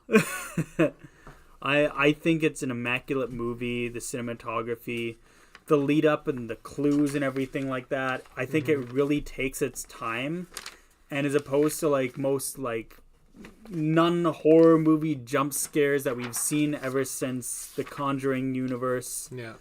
That I think this one like really takes its time and just hits the nail right on the head. I think it's well done. I completely agree with you. And just the fact that this is two things specifically. One, it's a religious horror. There's nuns. It's like the Catholic Church. I don't know if it's Catholic, but you know what I mean. It's the church. That alone right there, for me, has been so tiresome. So that's one thing. And the second thing, it's a prequel. It's a prequel to a well-known movie. That's super well done. That's like a great movie. And like in recent years, we haven't had any successful... No, I won't say any successful, but we haven't had many successful prequels. Or I'll say requels for a lot of them. This isn't a requel, but you know what I'm getting at. I disagree. I think there's been some good ones. There has been some, but I feel like there's been a lot of dog shit too. Yeah. So the fact that it's going against two of those, I guess I'll say biases. The thing is, this was set up for failure. Just like from me listening to like, oh, the first Omen movie, that's probably not going to be great. And then we saw it and it was good. Well, that's exactly how I felt too. Was like, I went into this expecting disappointment. With low expectations, yeah. Which maybe helped in the end. But I definitely enjoyed the movie, and like I said, it had the religious horror aspect, and that was my first note, was finally a new religious horror that I actually enjoyed. There's still a lot of religious tropes, don't get me wrong. That's to be expected. It's a fucking religious horror. It takes place in a church. Obviously, you're going to get those. But it didn't rely on those. And it used other ways to create that horror effectively. And I think it did a great job. It gave you that shocking imagery without overdoing it. Like it just sprinkled it in enough that it was effective. And I feel like because of that, like they didn't overdo it. They built on the tension and the dread, and you know, all of that was the final clues, well. Who is going to go where, exactly, what the devil stuck inside of her. Yeah. And I really did enjoy this movie. Do you have any other notes to add before we get to the ranking? I think we're good to rank it. So I'll say I feel like I know where you're going with it, and I think I'm right there behind you if I know where you're going, but I gave it an 8.5 A+. Like after talking about it, like I was thinking it was like 8.9, but I kind of wanted to bump it up to S tier. We'll put it A. I think my ranking actually like was 8.9 or so. It was 8.8. 8.8 was my original ranking, but I wanted to rank it higher just because talking about it, I'm like, It was a great movie. delicious. Don't get me wrong. I've just been gushing about this movie and doing nothing else. But yeah, we'll put it in. I guess the fact we both agreed, like, Honestly, after talking about it, I'd say it's probably above Maxine and Beetlejuice too. Either way, it's a fantastic. It can movie. still be A tier and be above. Like, Yeah. it could be the best A tier movie, you know. It is the best A tier movie. We'll say. I think we'll I say would that. agree with you. I think I would agree. Yeah. Either way, Like it's- Azrael and Mads, I would put just close behind it, but yeah. Either way, it's very tastefully done. yes, very good prequel. You don't say it's. I think it's pretty rare for prequels to end up that high. To be honest. Oh yeah. All right. Well, that was the first Omen. Oh, back to one that. Oh, speaking of prequels ending up bad, we got a Quiet Place Day one at the very bottom. Oh yeah, yeah, true. And Platform platform, 2, yeah. Yeah, true. All right. Speaking of prequels, this is not a prequel. It's the Mousetrap. Screamboat Mickey. Steamboat Willie. I think they were making another one called Screamboat Mickey. Or Screamboat. Yeah, And it is, and it David has. Howard Thornton. And I'm excited to see that one. I'm not excited to see this one. Oh, I already no. saw it. Oh no! Oh no! It's well, I'll say right out the gate. Let me just get this over with. Where are you? I already know what it's ranked, but I want to get to my points. All right. What do you want me to say? Do you want me to say my points, or do you want me to tell you what it is right now?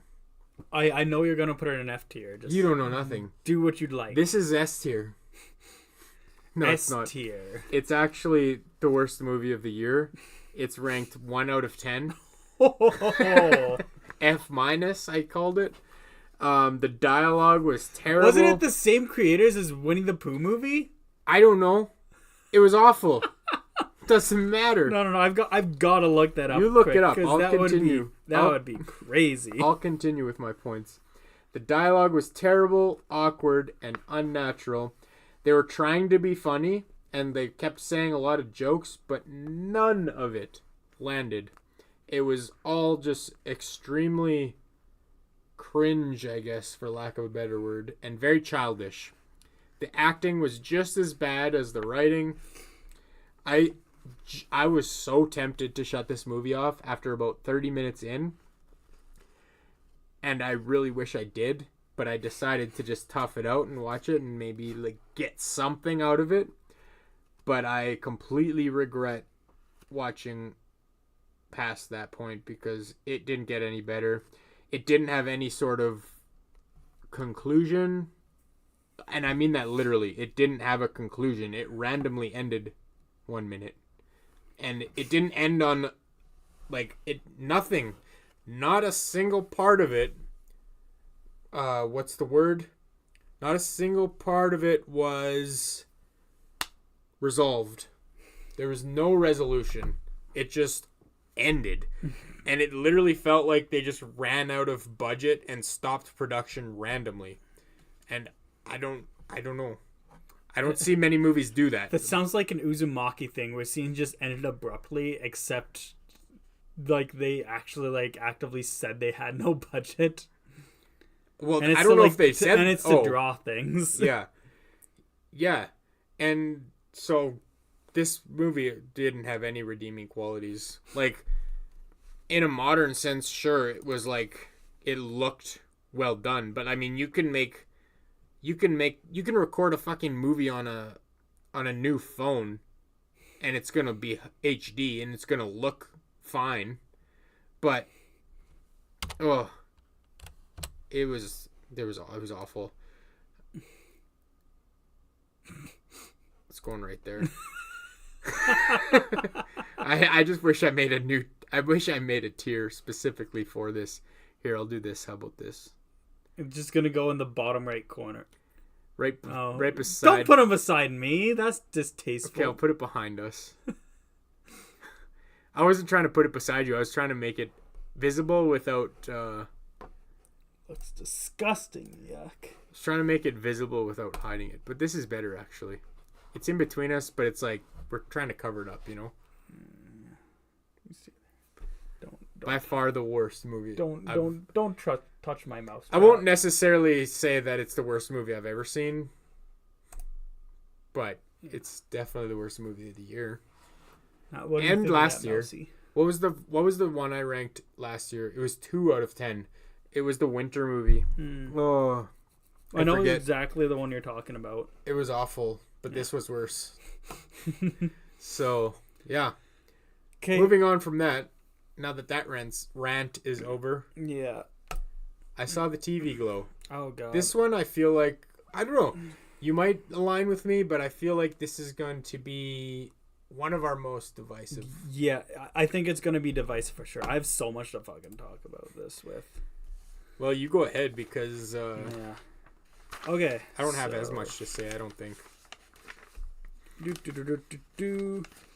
So to start off, this is barely a horror movie. Okay. Like, it has almost no horror elements whatsoever. Mm-hmm. Like there's some things that make you think about the fear of aging, the fear of not revealing who you truly are, if you want to get that into it. The main thing that I heard about this movie is glowing reviews, pun intended, that it has a lot of comparisons to Twin Peaks, like with the small bar and small town vibes and all the glowing. We didn't roll the dice for Mousetrap. Go for it. 5 deserves a 6. Sorry to interrupt you again. But anyways, it just took like so many comparatives from Twin Peaks, especially with them going into like different worlds and transferring out, like kind of like the red cabin. What's it called in Twin Peaks? Forgot already. I haven't watched it, I'm not gonna lie. Yeah. It's been on my list for years now. But yeah, it's so hard to put it in that David Lynch kind of category where there's a very fine line where only in David Lynch's true mind an 8-hour YouTube video will decipher all of Twin Peaks, where I feel like this is like very face value in comparison to what a lot of people say about it. It's like, oh, I know exactly what this is about. You can just like look at the movie and it's like, yep, okay, I kind of got it. I wasn't super big on the acting. Justice Smith, I believe his name is. He's generally a very monotone actor, and I kind of see that.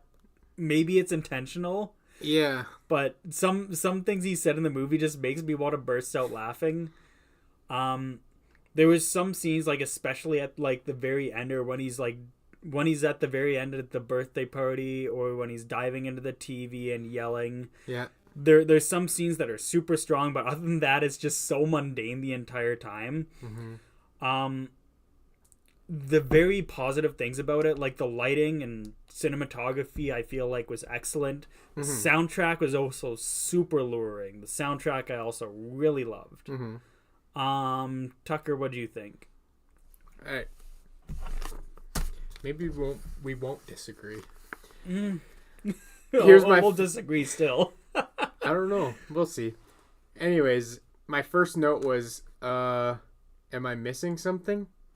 I kept sitting there waiting for something to happen, and nothing really happened.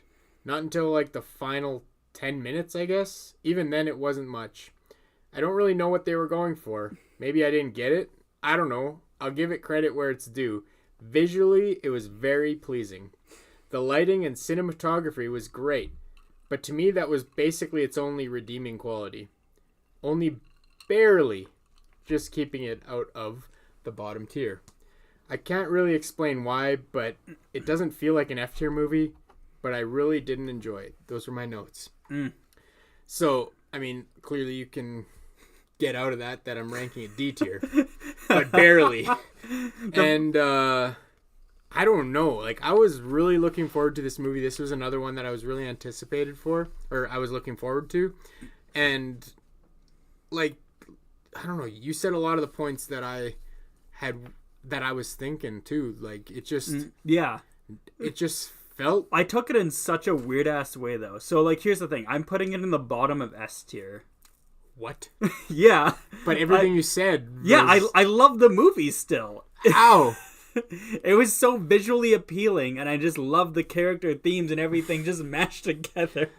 I knew for a fact that we were going to differentiate on this. Okay, so, like, the way you were talking about it, I was like, I was just get shitting it. on it because it had...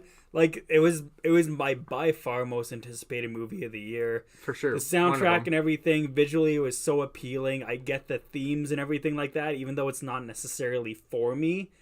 I think it is... I'm pretty sure you get it. It's very, like, kind of self-explanatory in that way, so I kind of get it. I didn't get it. And What? That was What? the fucking point. You didn't get it? I said, am I missing something? No. Or was it just that face value that it was that fucking boring?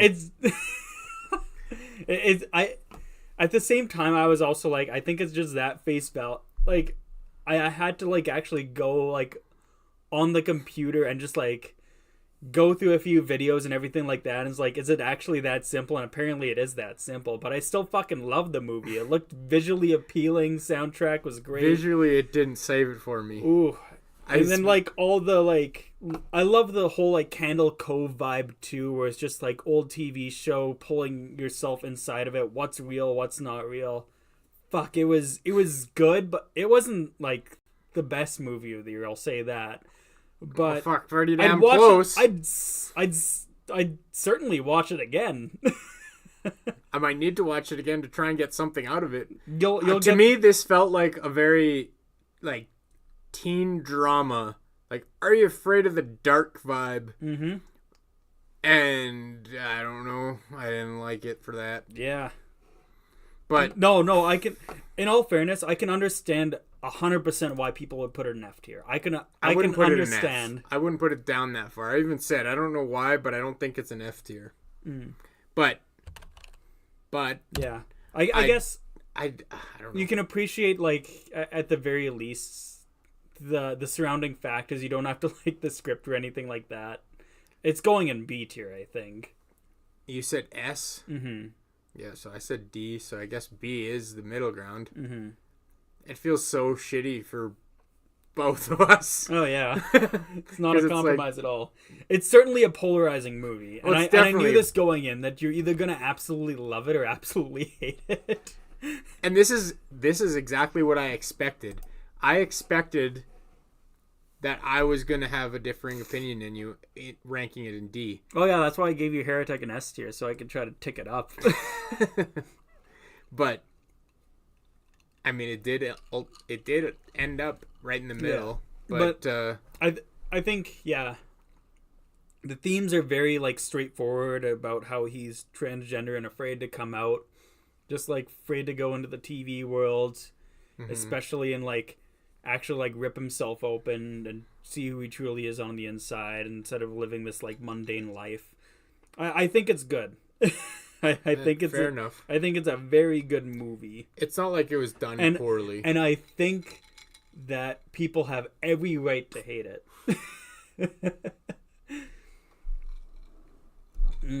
That is a 4-sip tier.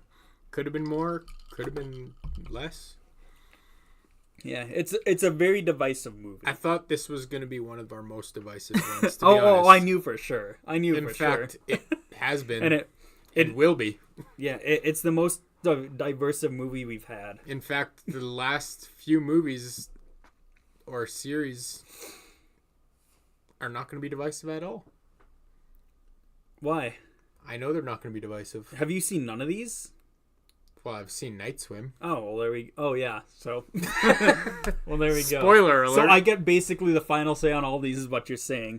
Well, not really. I also have a say in this one. Yeah, you're going to say the exact same thing as me. Angel Hair is something that we're going to talk about. You're going to talk about. So recently I've gotten into horror ARGs, and so the way that horror ARGs really work is it's generally like a long span period of time where like they release a new episode every like 1 or 2 months, but the way Angel Hair works is it releases an episode every, or like basically releases a season like every like year or so. I just got into Angel Hair recently, so but to explain my logic on rating it as it's rated, I've got to go into the history of it. The history of Angel Hair is there's an angel named Gabby that it's like an old like Bible TV show where it's just like super shittily animated and you think nothing of it, but then this one kid specific tape has basically Angel Gabby responding to his messages and responding to him, helping him out through like everyday life and helping him. From what it seems like, he has an abusive father, and then he has to be Angel Gabby's like, okay, so this is how to protect yourself in your room, and shows him how to like prop up the door with a chair and where to hide in his room in case there's anything that happens, and even goes to the point of Angel Gabby helping him like disassemble a gun as a kid. And then obviously he sees all of this later. He's like, what the fuck did I do as a kid? And he doesn't really remember. And it seems like he doesn't have a father figure anymore, so it's very implied that something happened to him. Maybe he killed him, Angel Gabby killed him, Angel Gabby wanted him to kill him. There's also signs in there that there's like demonic presences, and it could lead on to demonic presences later in the series of like Angel Gabby's actually a demon in disguise wanting him to do bad. But it's not there yet. Anyways, so like that whole thing goes along. He tries to look up the records, and then he finds nothing because somehow magically everything was flooded, so they can't find records of what happened to his dad or anything like that. That's all season 1. That shit's phenomenal. That's an S tier. Okay. Seasons 2 and 3, nothing's really elaborated on from those points, which fucking sucks. Angel Gabby gets lost in season 2, and then they find somebody else in season 3.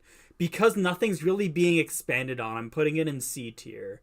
Because that whole story should go at least fucking somewhere and connect everything back into the very first season with, is she evil? Is she not evil?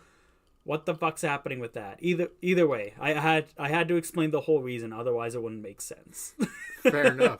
It's basically them going into a video game, him reuniting with one of his old friends. That's season 3. Gotcha. It's really weird the animation works, by the way. I should mention that first. It's a guy that does, so like he does all the it's I think a single person who does the Angel Gabby and like all those episodes like individually, and made like a fake video game and everything. And like basically 2 fake TV shows. So the production is there. The fact that he's able to make all that, that's phenomenal. But anyways, that's my whole spiel on Angel Hair. Do something with it, please. I put it in C, like you said. I took 3 sips even while you were. No, I'm talking to the people that are behind Angel Hair. I thought you were talking to me. You wanted me to put it somewhere. Do something. Just make her demonic. Make her kill somebody. All right. Night Swim. Night Swim. We already talked about next. it. We already talked about it. Hey, it's better than the Mousetrap. Yeah, Mousetrap's just way over there. Wait, did you want to talk about it? I talked about it last year. I mean, I'll just say what I said. Yes. Let's see. I'll just read this verbatim. Went into this movie knowing full well that it was going to be awful because Alex told me his thoughts, and I've heard nothing but bad things about it. This didn't help my experience. Initial expectations aside, I couldn't help but be so bored throughout the entire movie, and it's so forgettable. Maybe the most forgettable on this list. I can't help but put it in F tier. They just shouldn't have bothered making it, and I shouldn't have bothered watching it. I can't even tell you a memorable scene. It's so nice in the deep end. What? That's the only thing that I remember from the movie. Okay, I literally just have the dad saying that quote. I have no. Do you know what you remember from the movie? I don't. Okay, I'll tell you one thing that you'll remember. The dad plays baseball. Ah, yes. That's true. And that's like half of You're not every wrong. interaction. I wouldn't have been able to tell you that until you said it. His dad just likes baseball. I did rank it higher than the Mousetrap, though. I gave it yeah. 2 out of 10. Oh, great. Just wanted to get that out of there. It's lower than what I had it at. Would you have it at 3? 4? I had it at like 4 point something. Damn. Yeah. That's crazy. Good ass movie. All right, the final movie that I did not watch. Oddity. I'll wait, before you go on to this. I will say, this was one movie that I really wanted to watch, and I didn't, because there's a lot of other movies that I wanted to watch that I prioritized before it. Yeah. And B, I wanted to at least Get have different movies. I wanted to have some movies that you had watched that I haven't watched, and then vice versa, that I had watched but you hadn't watched. But I'll save my initial expectations for this movie. I've heard great things about it. And that's all I'm going to say, because I know nothing else, and I'm going to let you talk about the rest of it. But we're first going to do a dice roll for Night Swim. Good call. 2. You suck at rolling this dice. But also you're good at it because you give us less drinks. If we were playing a board game, I'd be bad at it. I've given us over 3 every time. Have given us... It's been 2 or less. Yeah, it's been 2 or less. Mine was 4 and 5. Yours was... This is how you roll 1. It was a 1. Wow, you just literally said 1. We don't need to talk about that. Yeah, I'm bad at board games. Anyways, Oddity. We're good. Oddity is... It's a good movie, I'll say that. So pretty much didn't say great. Yeah, I didn't say great. I didn't say excellent. I didn't say S tier. But anyways, I didn't say S tier either. I like the fact that so the one funny thing is it's a twin sister. I think it's a twin. Anyways, sister basically has her sister die and goes back to the husband's house for some reason. Even though it's very obvious what fucking happened, it was basically do I spoil it? Spoiler alert. Spoiler alert. If you're watching at this point, it's been 3.5 hours. Spoiler alert for Oddity, I guess. Okay, so let me ask you. Wait a second, I want to watch this movie. This is spoiler alert for me. Okay, go ahead. Okay, It's I'll fine. spoil it. Yeah, so... It's never going to watch it. Doesn't matter. So anyways, Oddity. If you were... Sorry, so pretend you're a girl. Okay. So you're that girl with the blonde Which hair. girl? Not the one going... The white hair? Yeah. On the top. Yeah, not the baldy. Okay. So What if I you're want it to her, be the bottom girl? if your sister died in a horrific murder, and your husband Wait suddenly... a second. Now I have to be a girl and have sisters? I don't have sisters, and I'm not a girl. This is a lot to ask. Okay, I'm on board. Okay, pretend you're from I Saw the TV Glow. Go ahead. And, so anyways, your sister was tragically murdered. And then her husband magically has a new girlfriend a month later. How do you think she would have died? Just take a guess. Wait, I had a sister. Sorry, repeat. I had a sister. Your sister got murdered, and her husband has magically a new girlfriend. Magically a new girlfriend. The husband has a new girlfriend. Whoever killed the sister is the new girlfriend, and they killed the sister because they wanted to be together because they were having an affair. Well, you're kind of close, but either way, it was the husband's friend, and you could probably guess that within the first 20 minutes of the movie. Okay. And they try to throw it off immediately. It's like, well, I can immediately tell where this is fucking going. But either way, that immediately brings it down a tier. Gotcha. For how fucking predictable that is. Okay. I think visually the movie's really appealing, though. It takes place in a nice big old house. Sister's kind of freaky. She's blind too, and she dies because she's blind, and the asshole just opens up a trap door that he can't see. That was... what's the word? It was shown later earlier in the movie that it exists. So like foreshadowing? Yeah, it was foreshadowed in the movie that it exists. Okay. And she was up on the floor. And it's like, oh yeah, just take my phone. It's like I immediately know where this is. That door's open, and I fucking know she's just gonna fall and die.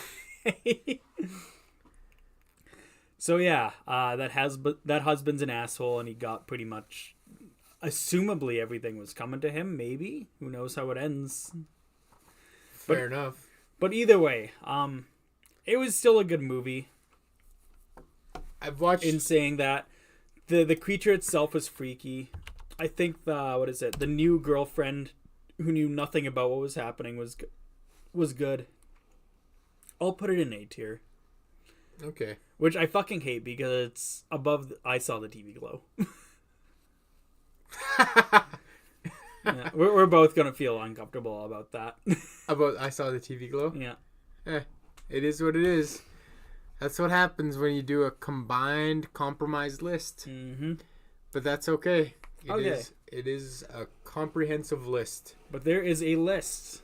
I think that is a list. And that is a tier list. And honestly, I think we've remained consistent that B tier is the most.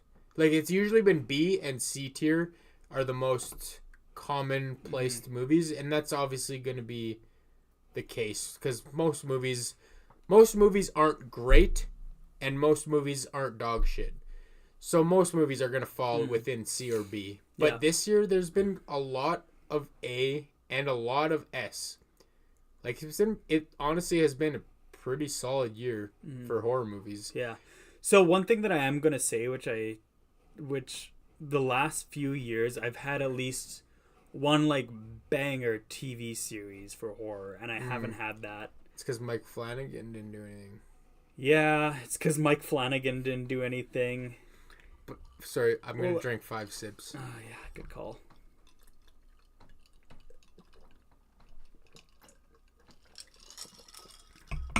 Except for the time that he did Midnight Club and it sucked. True, that was... And then I had Archive 81. Yeah. But yeah, it's usually a Mike Flanagan thing. Or it's, Castlevania, something like that. Castlevania actually Wasn't there a new Castlevania? There was. I haven't watched it yet, but it's for 2025. Gotcha. Yeah.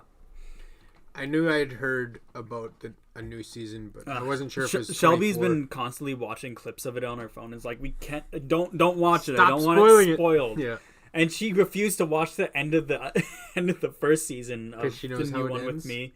No, because she didn't want to watch it. I watched it. I thought it was great. I ranked it S tier. I know, I remember. Yeah. But either way, like, we got Uzumaki, which was big old disappointment. We got Teacup. That was you another got TV Teacup, series. That was bad. Which was the same olive branch with Archive 81. So that's really disappointing. Ended up bad. Mm-hmm.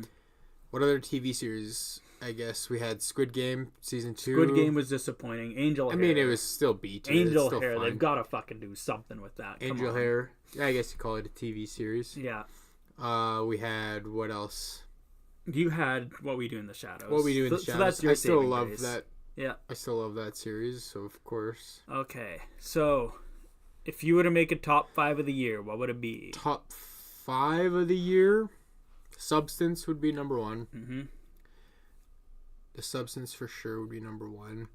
I think I would put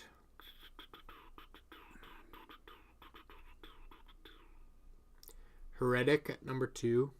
Heretic at number 2. Okay. Yeah. It was one of my favorites for sure. That belongs in S tier then, yeah. After that, I think What We Do in the Shadows would be 3. I just fucking love that show. What are we doing? Top 5? Top 5.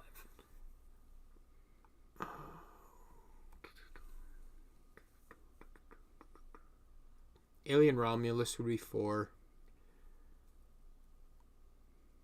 And then I think it would be Terrifier 3 after that.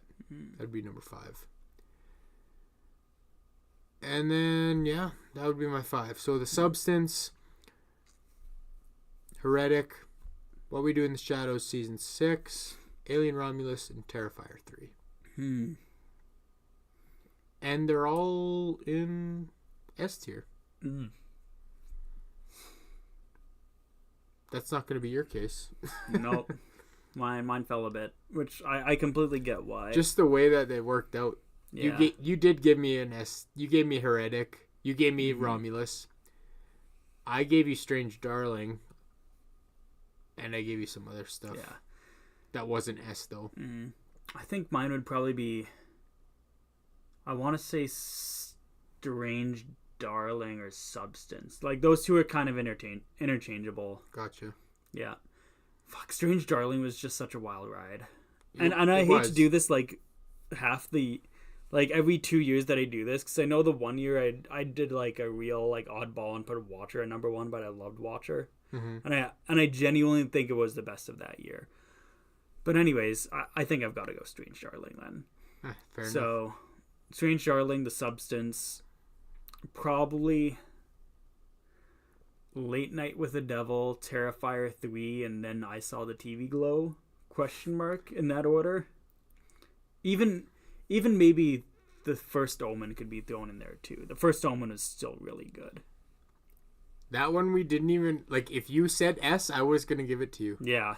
But you said 8.9. Yeah, like it So it was so that close. It was that close. Yeah. The First Omen was a really good movie. It was. Don't get me wrong. Everything in... Honestly, like, everything in B up, I'd say is a solid movie. And Okay, so... Except I Saw the TV Glow. That one, I'm like, okay, whatever. It's not that great. But you disagree, so it's like, it balances out. it's such a divisive movie. Yeah. And I completely Nosferatu... get why. Nosferatu's a good movie, undoubtedly. It just didn't offer anything new, so that's why we put it in B. Mm-hmm. Midnight Peep Show was entertaining for what it was worth, so fine. Creep Tapes, for sure, it was worth watching. Lisa Frankenstein's a good movie. It just plays it safe, like you said. The Coffee Table, super depressing and sad, but still worth watching if you're in that mood. Sometimes you just gotta get sad. So is a decent enough movie. Longlegs was decent enough. I felt like it was a little bit disappointing, but overall still worth the watch. Squid Game, I guess you got to talk about that. If it was worth watching, I feel like it probably was. Yeah, I'd say it's worth watching just to see kind of where the series goes. As was least. Double Blind, probably worth watching at Yeah. least.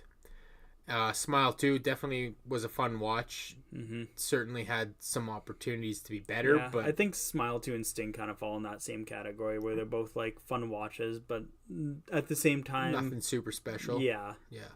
So like anything in B tier for sure is like anything B tier or up is definitely worth the watch. Mm.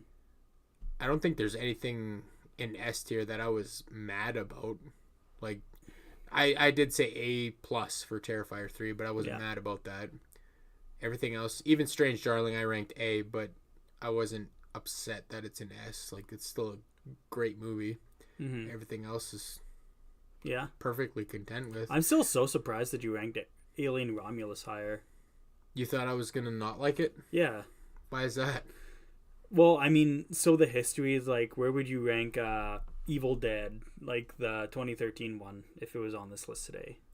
I'm pretty sure I ranked Evil Dead 2013 as I want to say the fourth best one. Well, I mean, in all fairness, it's probably the best horror franchise we've got. But either way, Evil Dead or Alien? Evil Dead. Oh, it's it's definitely my favorite franchise we've covered. It's like that and Scream are generally the universally best ones.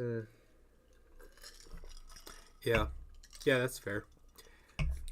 I ranked Evil Dead 2013 quite high. Mm-hmm. I think I ranked at least A, if not higher. Yeah. But yeah, I don't know if we did an actual tier list for the Evil Dead movies. I think we just ranked them in order. Yeah. Either way, I'm so surprised you had Alien Romulus higher. I feel like it's really weird because I feel like I'd be the one to rank that higher than you, right? Yeah, maybe. I don't know. I really liked it. I thought for sure it was top 3 Alien movies, like in the franchise.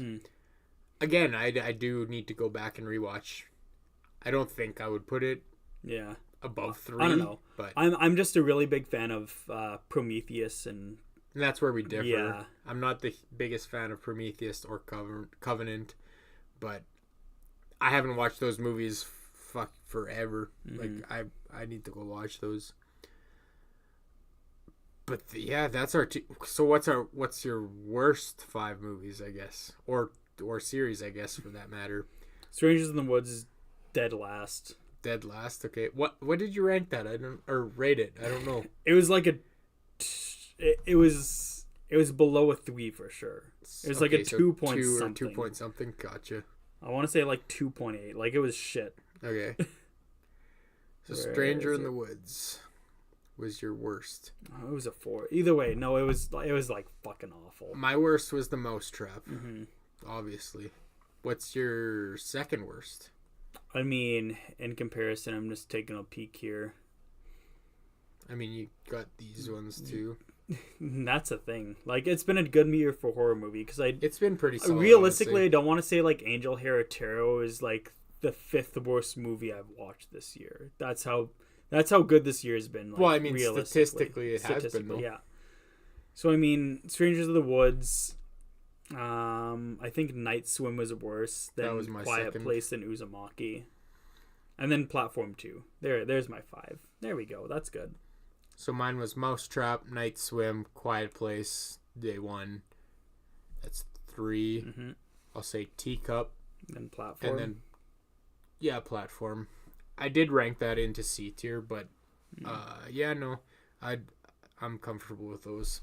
So we share a lot of the same lower tiers, at least. Yeah. But yeah, that wraps up our 2024 year. Mm-hmm. I haven't seen any 2025 movies, but I do want to watch The Wolfman. Wolfman. Is that what you're excited for? Well, I it mean, might be that's out soon. it's already out. Yeah. It's already out. What's the thing you're most excited for This year, I can say without question that I don't even know most of the movies that are coming out this year. Like, I didn't look into it at all. I've been so behind on horror, or on movies in general, TV series in general. I've been so behind. Like I said in the beginning, I was catching up for the last 2 months on 2024 releases that I haven't even thought about 2025 yet. Seems like it barely hit 2025. It's been a month already. What are you most excited for? Weird, but Silent Hill. Okay. New Silent Hill. That has been talked about since like 2023. I think it's been 2023, 2024. But either way, they're making a new one, same old director and everything And- like that. And games too. The right? games are already out. Are they all out already? Yeah, Okay. Silent Hill 2 is already out. Remake's out. I think there's new games coming out too, which is going to be pretty interesting. Gotcha. The games are still so expensive. It's like $90 for a game. That's crazy. Yeah. Well, Inflation, man. I know. I remember even just a few years ago, it was like at least $80 to get a brand new game. Yeah, $80, and now you have to get Silent Hill 2 for $90 and plus tax. Fuck, it's like probably $100 for a game. Yeah. That's brutal. Then That's an expensive hobby that What- I've not been into forever. oh, you're lucky, man. I know. What else is Lucky, coming but out? also it's like I could see myself getting into it too if I actually did. Yeah. But it's just like because I haven't scratched that itch, I don't feel the urge to. You know what I mean? Yeah. But I know it's expensive. What else do we got coming out this year? The new Saw movie, apparently. Saw got- 11. We got Terrifier 4. Is 4 coming out this year? I don't know if it's this year or 2026. I want to say it's this year. Unofficial release date yet. Like it hasn't been announced. But I want to say it's coming out this year. Also, a new Tony Todd Final Destination. Is it gonna Yes. be? Is it gonna be good? Probably not. Am I excited for it? Yes. Yeah, I do. Yes. I agree. Yes, I am. Isn't there finally a Scream 7 coming? Yeah, but they're just shooting everyone in the foot. I heard that there's supposed to be Matthew Lillard in it. Yeah, that's all they got to rely on now. No, they have Nev Campbell coming back, I'm pretty sure. Right. Yeah. Either way, I'm Matthew Lillard. Oh, that's another guy. That gets me going. Whenever he's mentioned that's any true. sort of horror. That's true. Here, why don't we do this? Do you want to look up 2025 releases? Sure. Let's see what we got. Oh. Where should I go? Let's go. Let's go there and just exit out of full screen for a minute. Google. Oh, what are we gonna see here? What's my history say?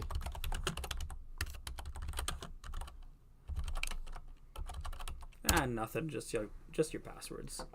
Yeah. Okay, we need to adjust this.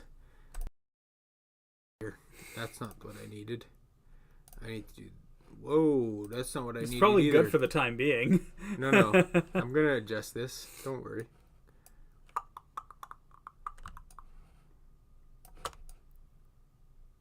Oh, yeah, there's a new Conjuring movie coming out. Conjuring Last Rites.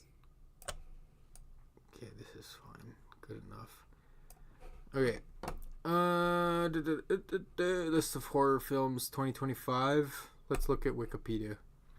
Okay. 28 years later. I forgot about that. 28 years later is coming out, which Danny Boyle, who are you? That guy. He's an English director and producer. Is known for Shallow Grave, I've heard Trainspotting is good. I haven't actually watched it. I've heard Trainspotting is actually extremely good. Slumdog Millionaire is what he's known for too. Yeah, and 28 Days Later. Most notably, I'd say. Well, not most notably, but I've seen 28 Days Later, and I wasn't really too big on it. I don't think I've seen 28 Weeks. I enjoyed those movies. People are so fucking hyped for that. It's insane. I haven't, I watched those when I was in, elementary school. So, I don't really have an informed opinion about it, you know? Yeah. Whoa. Don't know about A Corpse, A Quiet Place Part 3, skip it. Ash. Quiet Place Part 3. He's coming back again. Oh, that money keeps coming to him. Oh, you know what else is coming out? Welcome to Derry. That's come out already. No, it hasn't. Welcome, the TV series? Yeah. It's already been released. No way. Yes, I know. I was disappointed that I didn't watch it. I'm pretty sure it's out. Oh, yeah, they're making a Bambi movie. I forgot about Bambi. Clown in a Cornfield, I have no idea about. Companion.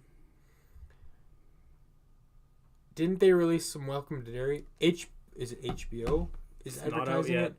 They're advertising it as they're if it's advertising released. it like crazy. Zach said he watched some of it. Zach's a fucking fool. No, I think there's some out. Zach's a fucking fool. I don't know. Oh, they're releasing a new Fear Street. Oh, Fear Street. Interesting. Oh, that was another thing I was kind of interested in. I didn't mind the other two Fear Streets. The 3. I'm disappointed. I don't want this. Five Nights at Freddy's. Sure. Please, no. Yeah, I'll watch it. Oh, yeah. Final Destination Bloodlines? Yes, please. I already said that. Frankenstein, Guillermo del Toro? Yeah. Yes, please. I'm down. They're making a lot of Universal monsters again. Yeah. Like Wolfman was released already. They technically Nosferatu. Well, that's not Universal, but still. I think they're doing a Creature of the Black Lagoon. Who's this? Josh Rubin. Wasn't he on American Idol? No, he wasn't. Werewolves Within. It wasn't that like a Marvel thing or a Disney thing, something like that. Hell House LLC. I'm excited for that. That's cool. Yeah, I've heard about King him. Spawn. I don't know. Like Spawn? Yeah. I gotta pee so bad. Oh, Megan 2.0 I forgot about. I'm gonna go pee. Okay. Are you gonna continue? Don't go too far. There's not too much further I can go. Poonie vs. Monsters Assemble. These just sound like people are making shit up now. Popeye the Slayer Man. Predator Badlands. It just feels like it's an AI list now. It's like, we're making Return of the Living Dead. It just actually feels like an AI list from probably like Megan 2.0 down. So we got Peter Pan's Neverland Nightmare, Pinocchio Unstrung, Pooniverse, Popeye the Slayer Man, Predator Badlands, Return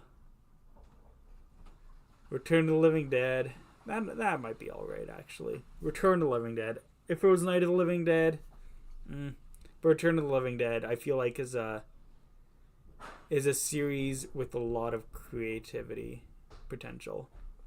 Saw X, Screamboat. No, it's Saw 11, not X. Oh, what about Popeye the Slayer Man? That sounds awesome. It sounds absolutely. What did I miss? worst. Oh, Megan 2.0. I knew. King Spawn. King Spawn's gonna be fun. We'll see. Peter Pan. I've heard that they're doing that. They're doing such Stupid so much things. So many so much old media is being remade now. I think Pinocchio. Wait. Okay, no, go to Pinocchio. Tell me the first thing you see there that is very noteworthy. A cross or a knife in the hand. No, not the picture. Just the names. British Independent. No. Rhys Frake Waterfield. Keep Robert going. Englund. Yeah. That's a weird one. Is that notable actors or something? Cast. He's the first one listed. Don't tell me. Huh. You remember when Robert Englund was cast for that other movie that we watched? Choose or Die? Choose or Die. That's the one. He had literally. He had basically three line. lines in the movie, and they advertised him for. I'm pretty sure they used half of their characters for the description for just Robert Englund. Well, that was 2 out of the 3 sentences. Robert Englund, the famous actor from Nightmare on Elm Street, yeah, is in this movie. A new Predator. That's cool. Return of the Living Dead. That's cool. Yeah. Is it a remake? It must be. Yeah, it's got to be a remake of Return of the I Living love Dead. the original. Night of the Living Dead. I was like, Return of the Living Dead. I'm like, yeah. Night of the Living Dead's cool too. I like it, but Night of the Living Dead remake, I don't think would work super well. Remake, yeah. Return of the Living Dead remake, I think would work quite a bit better, right? Yeah, better than a Night of the Living Dead. Yeah, probably. Yeah. I'm not sure if I like Night of the Living Dead or Return of the Living Dead. The original better. Which one of those I like better? But as far as a remake goes, I think just as far as classic goes, I might be just a Night of the Living Dead person. I do enjoy that movie. It's a great movie. Return of the Living Dead is fun though too. It is fun, yeah. Saw 11. Kevin Gruder. He did this third one. I think he did 6 and 7. What? No, he did more than that. Or he did other ones than that. 6, 7, 9. Oh, he did Jigsaw. What? Oh, editor for the first 5 films.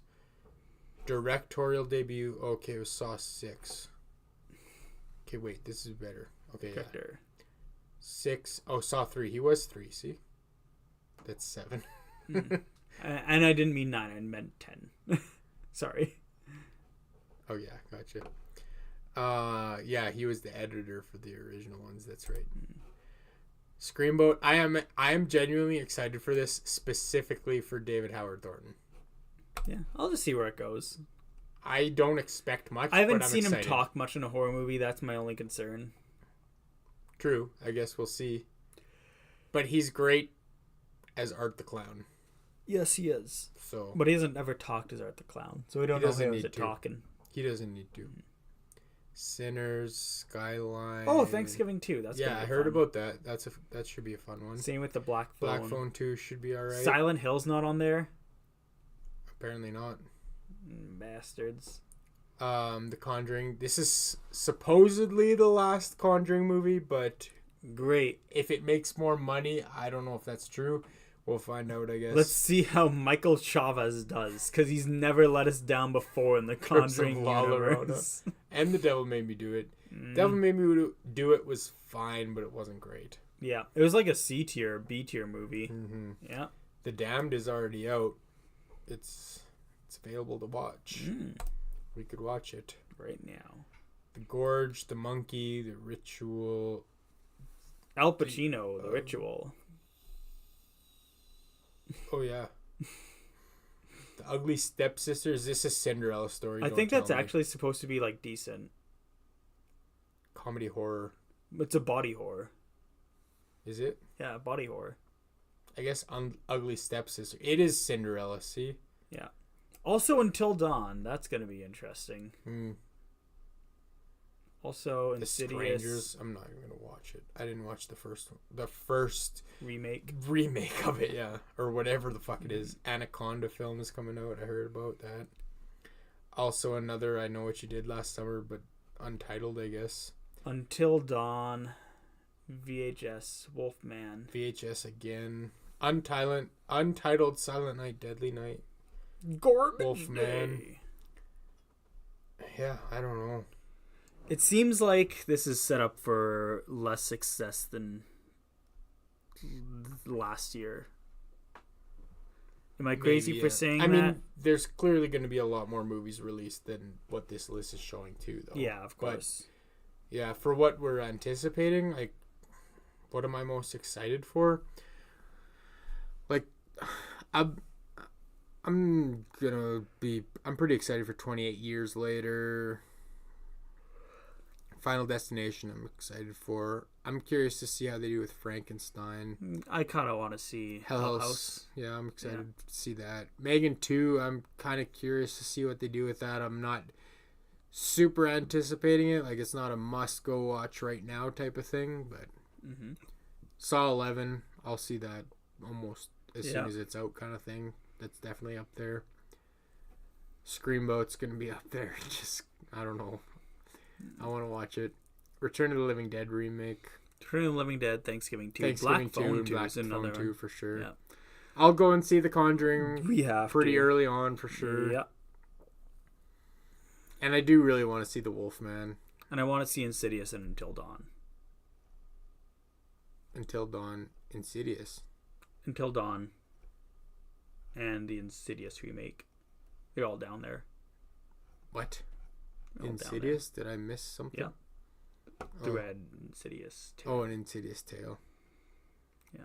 Okay. And then Until Dawn's supposed to be something really weird. It's supposed to be... It seems like it's nothing like the actual game. Okie doke. I think that does it for the night. Yeah. We've been going for just over 4 hours. I said the tier list would take 3.5 to 4 hours, which was accurate. But for now, I got a little bit of drink left, just I've got enough a little to bit of drink left just here. to finish her off here. Let's go back to this and do that, and we're not quite back there, but we're close enough. I expanded the window so that everybody could see everything. Oh no! Where'd you go, Mickey? He's right behind your head. There, he's right there. I moved him. There he is. All right, that's our tier list. Pretty solid year for horror movies, but also nothing that was like heads above the other movies. There was not a single movie that was like way better than another movie in the top tiers. You know what I mean? Yeah. But anyways, that's our ranking. For now, the first stream we did, I think this was the first stream we did in over 6 months, probably 8 months. Probably. We did 2 streams last year, and it was our year in review for 2023 and Saw Trap ranking. And then now this is the third one in over a year. Anyways, that wraps it up. Who knows? We might be back soon with something. We'll figure it out. We're going through life. But for now, this is us saying cheers to fears. See you next year.